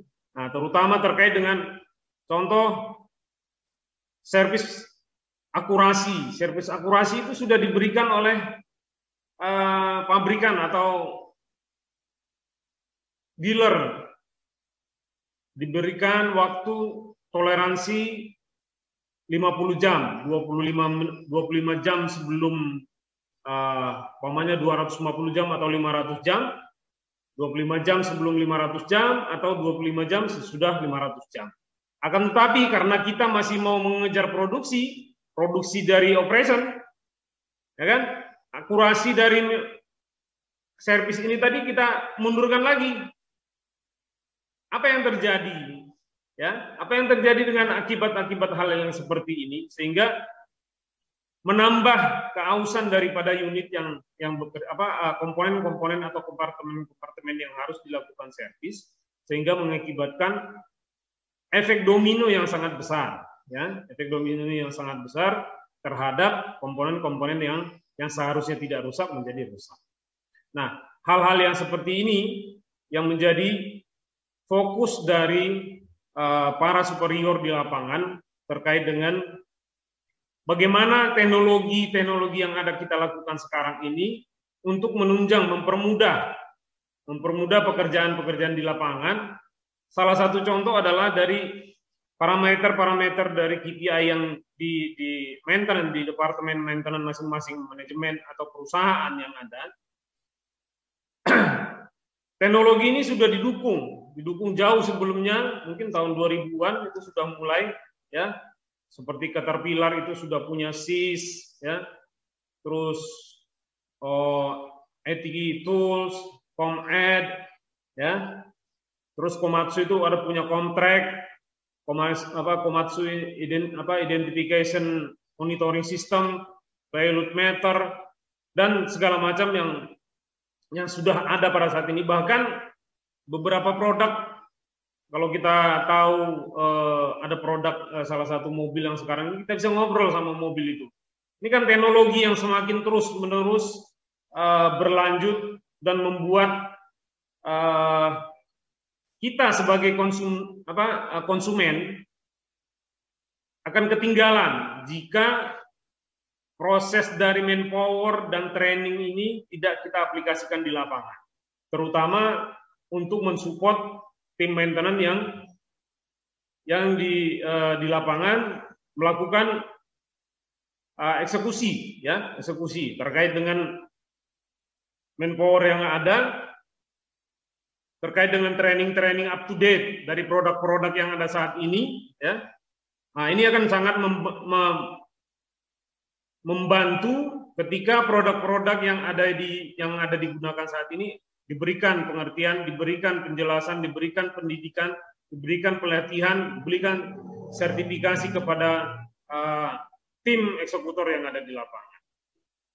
Selanjutnya, selain daripada tools, workshop lifting, software, asset management, ya, untuk memudahkan teman-teman dari eksekutor di lapangan ini, mungkin kita juga perlu pastikan bahwa dari kondisi teknologi yang ada, terutama terkait dengan saat ini kalau kita tahu satu genggaman, ya, di dalam satu genggaman itu sudah dunia, sehingga perubahan yang sangat signifikan dari zaman kita dulu, mungkin zaman saya jangankan handphone, ya, TV aja nggak ada di rumah gitu ya. Nah, tapi kondisinya seperti itu. Mau tidak mau kita belajar terus untuk mendapatkan performance terbaik daripada apa yang diharapkan oleh manajemen secara organisasi, maupun kita bicara secara personal dari teman-teman eksekutor mekanik yang ada di lapangan untuk mendapatkan training-training yang berlaku saat ini untuk memberikan penunjang atau masa depan ke mereka dengan teknologi yang up to date. Next. Nah, jadi kuncinya adalah komitmen manajemen adalah dasar, dan konsistensi of maintenance adalah dasar dari preventive maintenance, predictive maintenance, condition based monitoring, dan proactive maintenance. Sehingga kita berharap mendapatkan performa yang excellent. Jadi kolaborasi dari komitmen manajemen dengan tim yang ada di lapangan ini yang sangat-sangat penting. Kalau dari saya, ya, dari kami untuk memberikan cara untuk mempermudah pekerjaan-pekerjaan yang mereka lakukan di lapangan itu adalah memberikan komitmen, meminta komitmen dari manajemen untuk mendukung proses dari maintenance operation itu bisa berjalan. Saya kira demikian. Next. Terima kasih atas waktu yang diberikan. Saya kembalikan ke Pak Imam. Oke, terima kasih Pak Husnul Habib Hutapea. Baik, kawan-kawan, terima kasih para pembicara satu persatu sudah menyampaikan materinya, mulai dari Pak Wawan Kurniawan, Pak Budi Wicaksono, ditutup oleh Pak Husnul Habib Hutapea. Ya, berikutnya kita masuk pada sesi Q&A kepada para pembicara yang 3 orang pembicara dibantu untuk ditampilkan. Oke, terima kasih. Ini pertama-tama terima kasih dulu ini kepada ketiga pembicara yang luar biasa ini. Terima kasih, Pak Imam. Oke, baik. Ini ada beberapa pertanyaan yang masuk, ya kan, di box Q&A. Jadi ini kami sampaikan yang pertama, ini penanya pertama ditujukan kepada Pak Wawan Kurniawan nih. Ini mengenai materi GRIS tadi. Ini ada pertanyaan mengenai secara prosedur kita melakukan GRIS pada pin dan bushing berdasarkan periode atau interval gitu ya. Terus bagaimana nih standar parameter mutu rasio antara jumlah penggunaan GRIS untuk memperpanjang umur pin yang dilumasi, ya kan? Terus juga apakah bisa GRIS dicampur dengan merek lain yang berbeda sehingga saat harga naik itu bisa dicari nilai ekonomisnya, kira-kira gitu Pak Wawan. Gimana Pak Wawan ini? Pertanyaan yang pertama dari Saudara Riko Pratama dari PT Karya Mandiri. Silakan Pak Wawan. Oke, terima kasih atas pertanyaannya Pak Riko.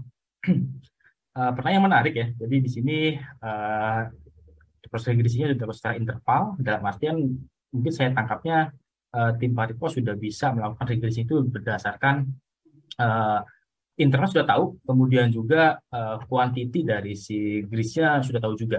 Karena itu hal yang penting yang terlebih dahulu kita mesti ketahui, sehingga kita bisa memastikan bahwa start awalnya sudah baik. Dalam artian interval sudah pas, kemudian juga jumlah ataupun juga kuantitas dari gris yang dimasukkan ke dalam bearing atau pin and bushing itu tepat juga seperti itu. Nah di sini butuh rasio untuk penggunaan grisnya sehingga memperpanjang umur pin dan juga bushingnya itu adalah yang paling utama itu kita melakukan praktek regresing ataupun greasing yang baik terlebih dahulu. Dalam artian kita kontaminasi kontrolnya sudah baik, kemudian juga handling dari si grisnya sekali lagi sama seperti tadi saya presentasi. Tidak hanya pada saat kita menggunakan grisnya, tapi juga pada saat kita menghandling, kita terima barangnya, kita menyimpannya, pada saat kita buka, itu istilahnya menggunakan penggunaan gris pumpnya harus sesuai, artinya jangan sampai untuk gris yang A gunakan gris pump yang satu ini juga, kemudian gris yang B pakai gris pump yang sama juga. Itu akan berakibat fatal, banyak kontaminasi, akan tersangkut dua buah gris yang berbeda. Yang nanti mungkin ini menyangkut ke pertanyaan dari Pak Riko yang kedua ini. Nah, dari sana, kita jika sudah praktek greasingnya sudah baik, kemudian juga interval sudah oke, sesuai dengan manualnya, kuantitas juga sesuai dengan manualnya, itu kita tinggal monitor dari wear particle yang nanti istilahnya kita ambil sampelnya. Wear particle dari grease yang sudah digunakan. Karena di sana itu mengindikasikan kemampuan dari grease-nya itu seberapa baik dalam istilahnya mengcover, melindungi pin and bushing pada saat dia beroperasi. Jika dia grease berfungsi dengan baik, sudah otomatis wear partikelnya akan sangat jauh berkurang. Dibandingkan pada saat si grease-nya itu entah mungkin terlalu sedikit atau mungkin terlalu banyak, itu pasti akan berbeda. Kan efeknya pasti akan berdampak buruk terhadap si kondisi operasi dan ataupun juga si bearing itu sendiri. Kemudian seperti yang tadi disebutkan, biasanya kita akan memonitor secara visual dan juga secara temperatur. Mungkin di sini secara visual paling mudah adalah pada saat kita melakukan regresing, kita pastikan bahwa grease-nya itu sampai ke tempat tujuannya. Artinya sampai ke dalam bearingnya. Kita pastikan terlebih dahulu hal tersebut. Kemudian untuk temperatur, mungkin agak sedikit tricky. Kenapa? Karena kita tidak mungkin mengukur temperaturnya pada saat si bendanya, si alat beratnya bekerja. Karena kan dari segi safety dan juga dari segi istilahnya alat, jika kita memilih alat yang kurang tepat itu akan sangat susah untuk memonitor kondisi temperaturnya. Dan di sini kita bisa menggunakan teknologi yang ada. Sekarang sudah banyak istilahnya itu wireless temperature sensor yang bisa diinstal di bagian bearingnya. Tidak mesti diinstal ke banyak unit. Kita ambil satu unit saja sebagai istilahnya pilot project-nya. Kemudian kita cek dengan istilahnya interval dan juga kuantitas yang istilahnya sudah direkomendasikan di sana. Kemudian kita install temperatur sensor di bagian bearingnya ataupun juga di sekitaran bodi dari si bearing itu sendiri. Dari sana kita akan bisa mengetahui real time kondisi operasi pada saat si pin bushing itu bekerja. Dan terusnya kita bisa mengetahui jika memang istilahnya grease tidak beroperasi dengan baik, sudah pasti delta T ataupun perbedaan temperatur antara bagian di area bearingnya dibandingkan dengan area di sekitarnya di bodinya ataupun di boomnya, itu mungkin bisa akan lebih dari 5 derajat Celcius. Jadi sana supaya kita bisa mengetahui apakah grease yang kita pakai itu sudah baik atau belum. Dari sana kita bisa istilahnya bisa mendapatkan data yang lengkap dan komprehensif, apakah grease-nya ini sudah sesuai dengan pemakaiannya atau tidak. Atau mungkin ternyata grease-nya tidak tepat seperti itu. Dan dengan grease analisis ini kita selain bisa mengetahui wear partikelnya, kita juga bisa mengetahui kondisi dari si grease-nya itu sendiri. Apakah misalkan dari segi konsistensi dari grease-nya apakah sudah mulai berubah, dia sudah mulai lembek, ataupun juga misalkan ada kontaminasi dari luar, baik itu berupa air, ataupun juga debu, dan lain sebagainya. Seperti itu. Nah, kemudian yang kedua berkaitan dengan mencampur dua buah grease yang berbeda merek ya. Karena istilahnya lebih UUD ya Pak ya, ujung-ujungnya duit ya Pak. Karena kan harga grease naik, karena memang kalau kita berbicara kenapa harga grease naik, karena kan grease kebanyakan itu pakai lithium kompleks Pak. Dan lithium ini bahan bakunya kita rebutan sama pembuat baterai Pak. Jadi bisa dibilang kenapa harga grease makin naik ya selain dari harga minyak base oilnya, tapi juga dari harga thickener juga naik karena kita rebutan sama pabrikan baterai. Jadi demand-nya tinggi dan istilahnya supply-nya mungkin segitu saja. Nah di sini rule of thumb-nya adalah kita tidak merekomendasikan mencampur dua buah jenis grease yang berbeda tanpa ada kita mengkaji ulang atau ada referensi yang istilahnya membolehkan ataupun juga kita tidak melakukan uji compatibility test. Karena kalau kita cari di literatur, karena grease itu kan dia ada base oilnya, ada thickenernya, ada aditifnya. Jadi kita mencampur dua buah jenis grease yang berbeda, itu bisa jadi base oilnya berbeda ataupun juga thickenernya berbeda. Nah di thickener sendiri itu kalau Pak Riko cek di beberapa literatur itu ada beberapa thickener yang dia cocok satu dengan yang lainnya dan ada yang tidak cocok. Nah pada saat kesempatan itu tidak cocok itu bisa berakibat fatal. Kenapa? Karena nanti tekstur dari grease-nya itu akan berubah. Dan mungkin tadinya harusnya dia padat, dia akan berubah menjadi lebih lunak sehingga performa dari grease-nya tidak bisa melumasi si pin and bushing dengan baik sehingga akhirnya si kausa akan meningkat drastis di sana karena grease-nya tidak berfungsi dengan baik dan akhirnya nanti bearingnya bisa rusak. Jadi seperti itu. Jadi istilahnya tanpa ada kajian yang lebih lanjut itu tidak direkomendasikan. Karena kita mesti mengecek jenis thickenernya apa, base oilnya apa, apakah itu istilahnya jika dicampur akan cocok atau tidak. Dan mungkin itu bisa dicari tahu ke produsen grease-nya apakah mencampur dua buah jenis grease ini aman atau tidak. Paling seperti itu. Terima kasih, Pak.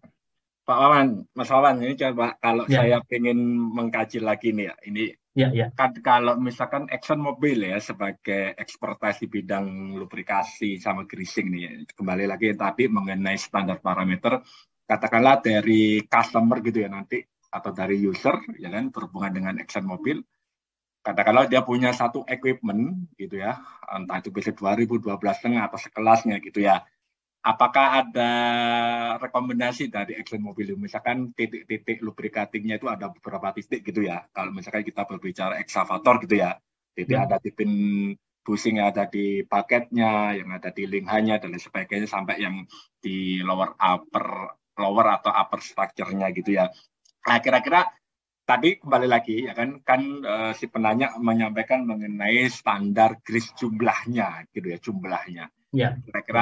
Kira-kira dari ExxonMobil itu ada nggak sih semacam standar parameter berupa tabel ataupun rekomendasi sesuai dengan studi di lapangan yang sudah dipakai atau sudah applicable dari beberapa customer ya kan, dikumpulkan bahwa kalau berbicara tentang model A misalkan PC 2000 bahwa titik ini pin bushing atau lingha itu konsumsinya adalah sekian gram atau sekian kilogram per menitnya atau per jamnya, itu sebagai parameternya gitu ya. Sehingga yang tadi disampaikan penanya nilai ekonomisnya di sana, sehingga konsumsi grease bisa dihitung terhadap kerugian downtime ataupun harga pin bushingnya gitu ya, atau perpanjangan umurnya, sehingga bisa dicari kesimpulan, oh dengan lubricating ExxonMobil ini ternyata kita profit loh ya, ternyata kita lebih untung daripada pin bushingnya. Ada nggak sih semacam itu studi lapangan yang sudah menjadi experience sehingga menjadi informasi yang bisa dibagikan kepada customer, Mas Wawan?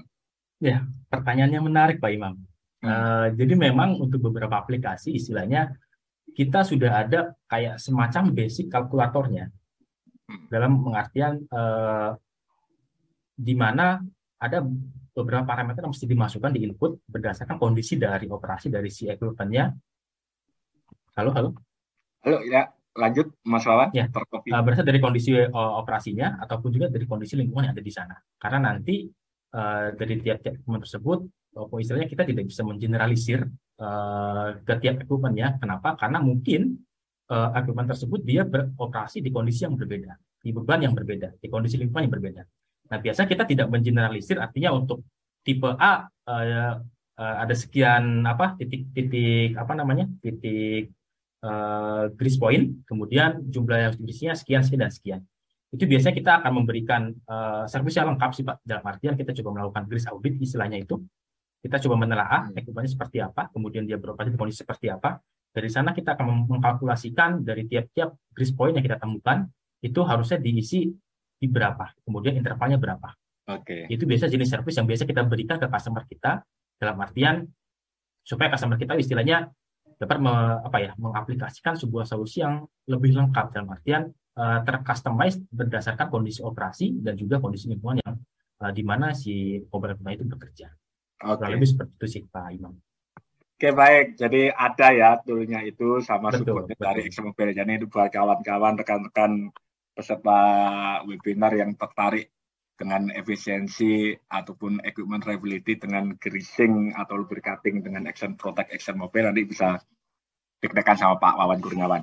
Oke, berikutnya, terima kasih Pak Wawan. Kita coba screening lagi. Pertanyaan berikutnya ini untuk Bapak Budi Wicaksono nih, mengenai teknologi ya. Jadi mengenai teknologi tadi sudah disampaikan. Jadi ini ada pertanyaan, tentunya teknologi juga ada musuhnya teknologi, yaitu mengenai cybercrime gitu ya Pak Mas Budi ya. Jadi ini di era digitalisasi sekarang ini teknologi bagus ya kan, membantu kita mempermudah proses, tapi di sisi lain ancaman teknologi ini kalau nggak ada sistem proteksinya bisa menjadi hal yang mengancam bisnis kita gitu ya. Ini penanya bagaimana cara perlindungan data dalam operasi software berbasis web untuk meminimalisir rawan pencurian data atau pengambilan data secara real time, karena pastinya dengan teknologi harus real time gitu ya, data harus terproteksi karena kita kalau berbicara aset bukan hanya people, bukan hanya aset berupa barang, tapi data pun sekarang juga bisa kita sebut sebagai aset perusahaan. Silakan Mas Budi. Ya, terima kasih atas pertanyaannya Pak Imam. Dan tadi dari siapa tadi Pak Imam? Dari Pak Riko Pratama. Dari Pak Riko ya. Dari terkait ini yang lagi viral ya, Biorka ya Pak ya. Iya. Biorka. Viral nih Biorka yang terkait cyber security. Baik. Sebetulnya ada dua hal yang perlu kita siapkan atau antisipasi di terkait cyber security ya. Yang pertama terkait di dalam teknologi itu sendiri, maksudnya gini, kita tahu kita semua data sudah masuk ya, kita sebut saja data warehouse ya, data warehouse yang biasanya ada di server ataupun di cloud ya, seperti itu yang disimpan ya di storage ya, data warehouse yang storage. Nah, untuk terkait yang di teknologinya ini biasanya firewall yang menjadi proteksi ya, kira-kira seperti itu. Jadi kalau kita ngomongin secara piranti lunaknya, jadi piranti lunaknya perlindungannya di firewall tersebut. Macam-macam firewall ini. Jadi mau yang ya ibaratnya kayak berangkas ya. Firewallnya mau firewall yang pakai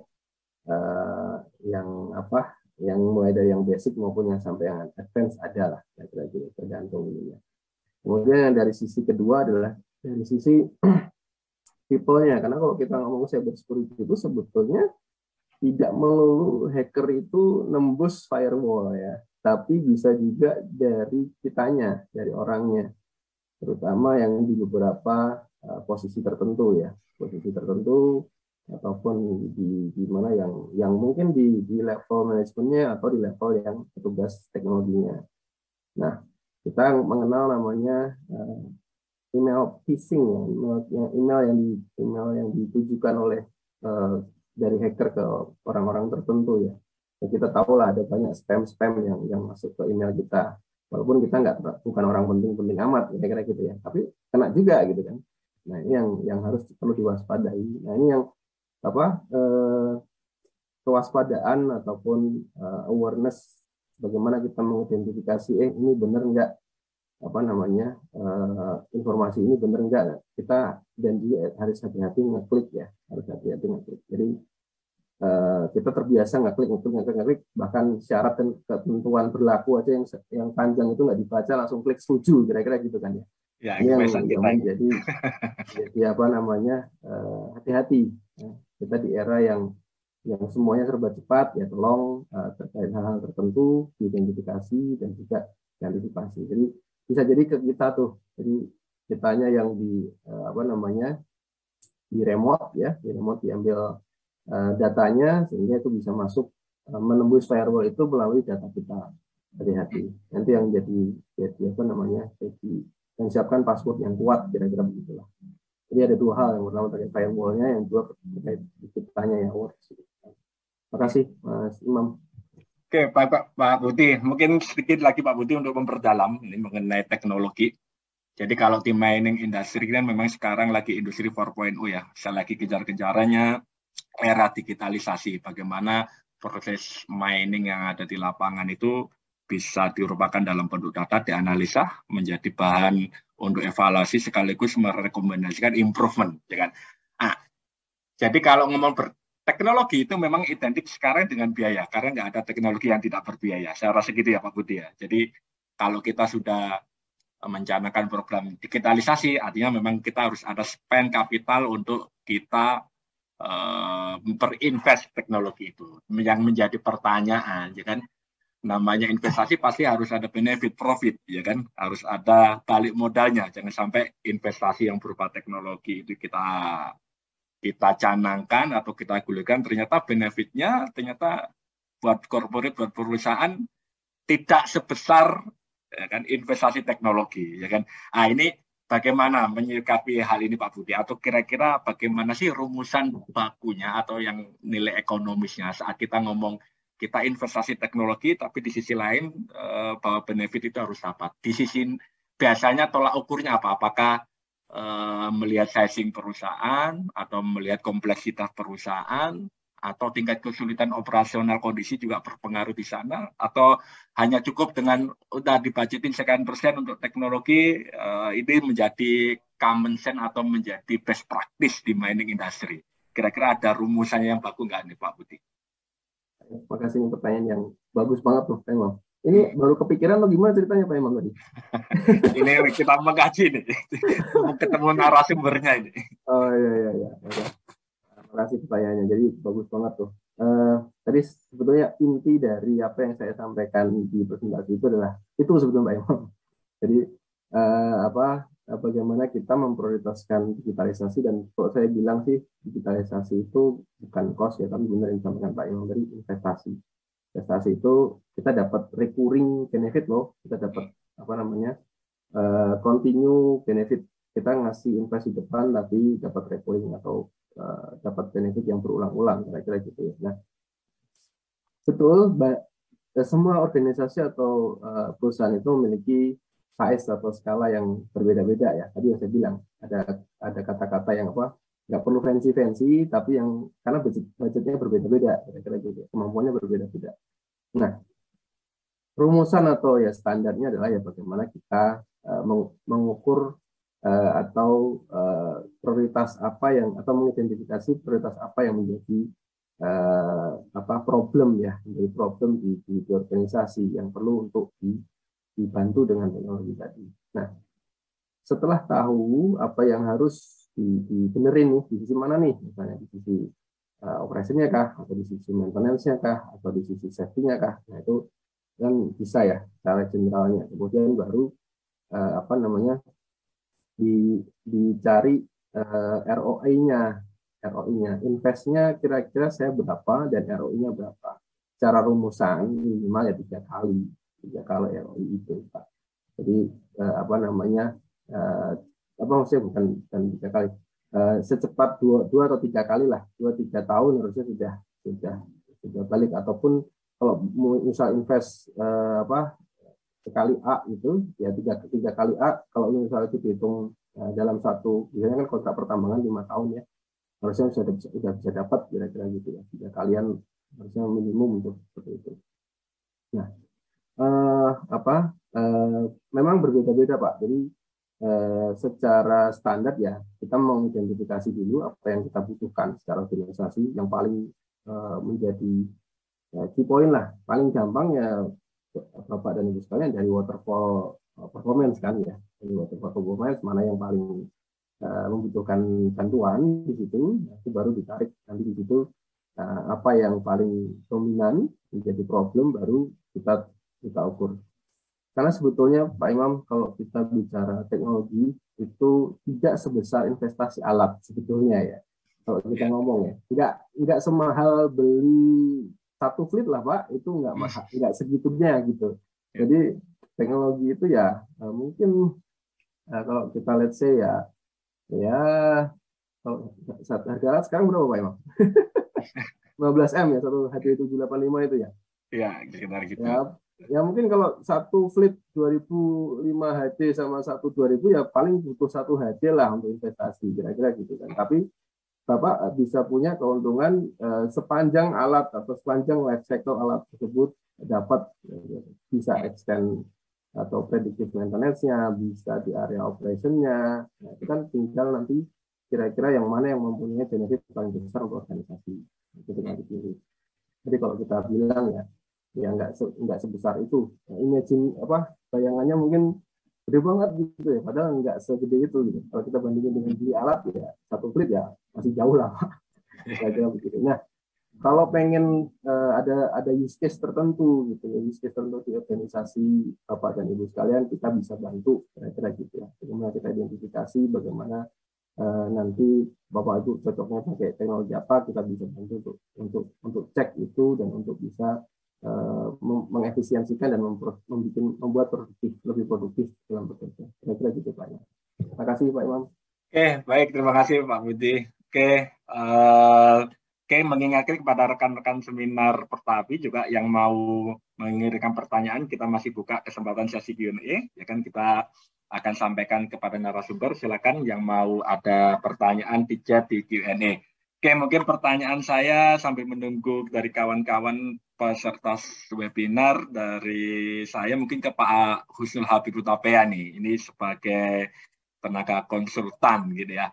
Pak Husnul, kira-kira Pak Husnul tadi di pemaparan Pak Husnul kan ada mengenai capability maintenance ya, ada orang, training tool, LV dan lain sebagainya, sampai outputnya mengenai penurunan MTTR gitu ya, terus kenaikan MTBF.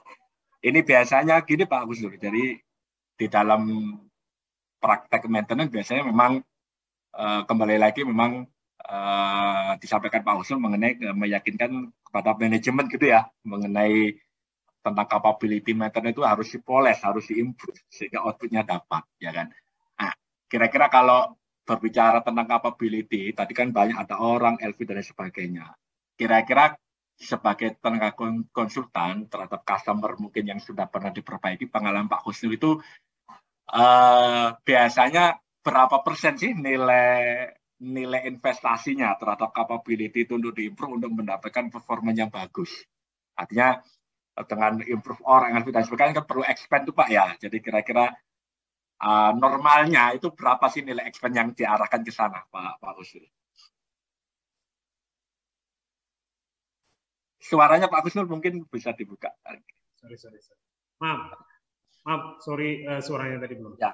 Jadi kita melihat kasus Pak, melihat kasus dulu yang terjadi, kita capture dulu yang kondisi yang ada di perusahaan tersebut, ya kan? Apa sih yang terjadi? Apa sih yang fail gitu ya?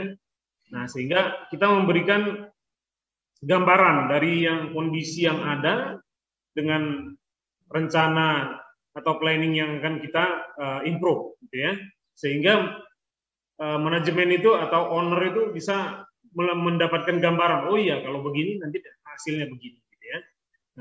Nah, nilai itu terkadang malah tidak terbatas Pak, hanya dampaknya berkepanjangan, gitu ya. Nah, jangka panjangnya yang didapatkan. Gitu. Kalau bicara contoh nih, kita bicara unit yang sudah sudah lama tidak dioperasikan, gitu kan. Nah, mereka mau dioperasikan kembali karena kondisi batu bara harganya bagus gitu kan Pak Imam ya. Kondisinya sekarang kan begitu Pak Imam ya. Yang tadinya freeze unitnya, bagaimana caranya untuk direfurbish kembali gitu kan. Oh, nanti besar kan. Tapi dengan kondisi saat ini kesulitan pengadaan unit ya kan, dengan tuntutan customer yang harus segera memproduksi lebih besar dari target produksinya, otomatis pilihan-pilihan yang muncul kan banyak ya Pak ya. Nah, muncul yang pilihan-pilihan yang muncul banyak, sehingga kita kasih gambaran seperti itu. Jadi kalau cost itu yang masuk di akal, apakah masuk di akal dalam artian masih layak atau tidak ini untuk kita reuse kembali atau kita gunakan kembali atau sudah tidak, dengan catatan waktu kita akan kehilangan sekian, kan gitu ya, kan korelasinya kayak gitu Pak Imam ya. Nah, sehingga ini yang menjadi perhatian dari top manajemen untuk memberikan keputusan ini dilanjutkan atau tidak, seperti itu. Mungkin seperti itu Pak. Oke, kalau berbicara improvement di maintenance Pak Husnul Habib Hutapea, jadi kalau boleh berbicara tadi ya, beberapa bicara kan menyampaikan mengenai ada manpower atau organisasi, terus ada tool facility, terus ada proses maintenance, ditambah mungkin sekarang ada teknologi gitu ya, 4 elemen yang terakhir. Kira-kira kalau dalam proses improvement maintenance, kira-kira urutannya, apakah ada bakunya urutannya harus people dulu, ataukah harus teknologi dulu, harus sistem dulu, atau teknologi dulu? Ini ada teknologi, kalau berbicara teknologi, kalau saya tanya ke Pak Budi, pasti teknologi dulu dong. Pak Budi, tapi mungkin kalau jadi orang enggak loh Pak Imam, saya nggak jawab teknologi dulu loh Pak Imam. Ya, jadi kalau kita bicara teknik, kita kan orang teknik nih Pak Imam, ya kan? Ya. Mungkin kalau dulu kita bicara sekolah zaman di tahun 90-an itu ada sekolah teknik, itu kelasnya SMP, ya, kelasnya SMP. Nah, setelah itu ada STM. Nah, teknologi itu sudah ditanamkan kepada kita, terutama untuk mulai penggunaan, ya, penggunaan celana, baju, sepeda, motor, itu kan teknologi semua, Pak ya. Nah, untuk improvementnya dalam hal ini terkait dengan teknologi di manajemen, di sistem maintenance manajemen itu lebih kepada manpower, atau saya berharap kita satu pemikiran Pak dengan top manajemen, memberikan pemahaman bahwa orang ya harus duduk-dudukan gitu ya. Kenapa? Ketika Bapak minta produksi yang besar, unitnya breakdown, yang ditarik siapa? Orangnya. Kita minta ke dealer, Pak. Dealernya, wah mekaniknya masih dipakai di ini Pak, masih di ini. Sehingga ini menjadi kendala buat si company atau manajemen, menjadi targetnya tidak tercapai. Saya rasa begitu Pak Imam. Oke. Oke, baik, terima kasih Pak Husnul Habib Hutapea. Ada tambahan mungkin Pak Budi. Saya setuju sama Pak Habib tuh. Jadi orangnya dulu Pak Imam. Iya. Karena teknologi kalau orangnya enggak benar, nanti juga negatif hasilnya kan, kira-kira gitu. Iya. Siap. Jadi memang kita harus, seperti yang tadi tak sampaikan di slide, ada setelah ROI kita harus siapin orangnya melalui change management ataupun kompetensinya. Iya. Jadi benar, saya setuju dengan Pak. Terima kasih. Oke, makasih banyak Pak Budi, Pak Husnul Habib Hutapea, Pak Wawan Kurniawan, sungguh menarik diskusi dan materi kita hingga menjelang sore hari ini. Oke, kita semoga bisa ketemu di sesi talk seri dari Pertawi berikutnya, Pak Husnul, Pak Wawan, Pak Budi Wicaksono. Oke, untuk di akhir ini saya sudahi masalah pemaparan materi dan Q&A. Saya kembalikan kepada pembawa acara kita, Ibu Lisa Anggraini. Kami persilakan. Baik, terima kasih Pak Imam. Terima kasih. Oke, luar biasa. Kita kasih tepuk tangan dulu yuk buat moderator dan juga narasumber kita sore hari ini. Terima kasih ya Pak Imam ya. Oke, saya ambil alih.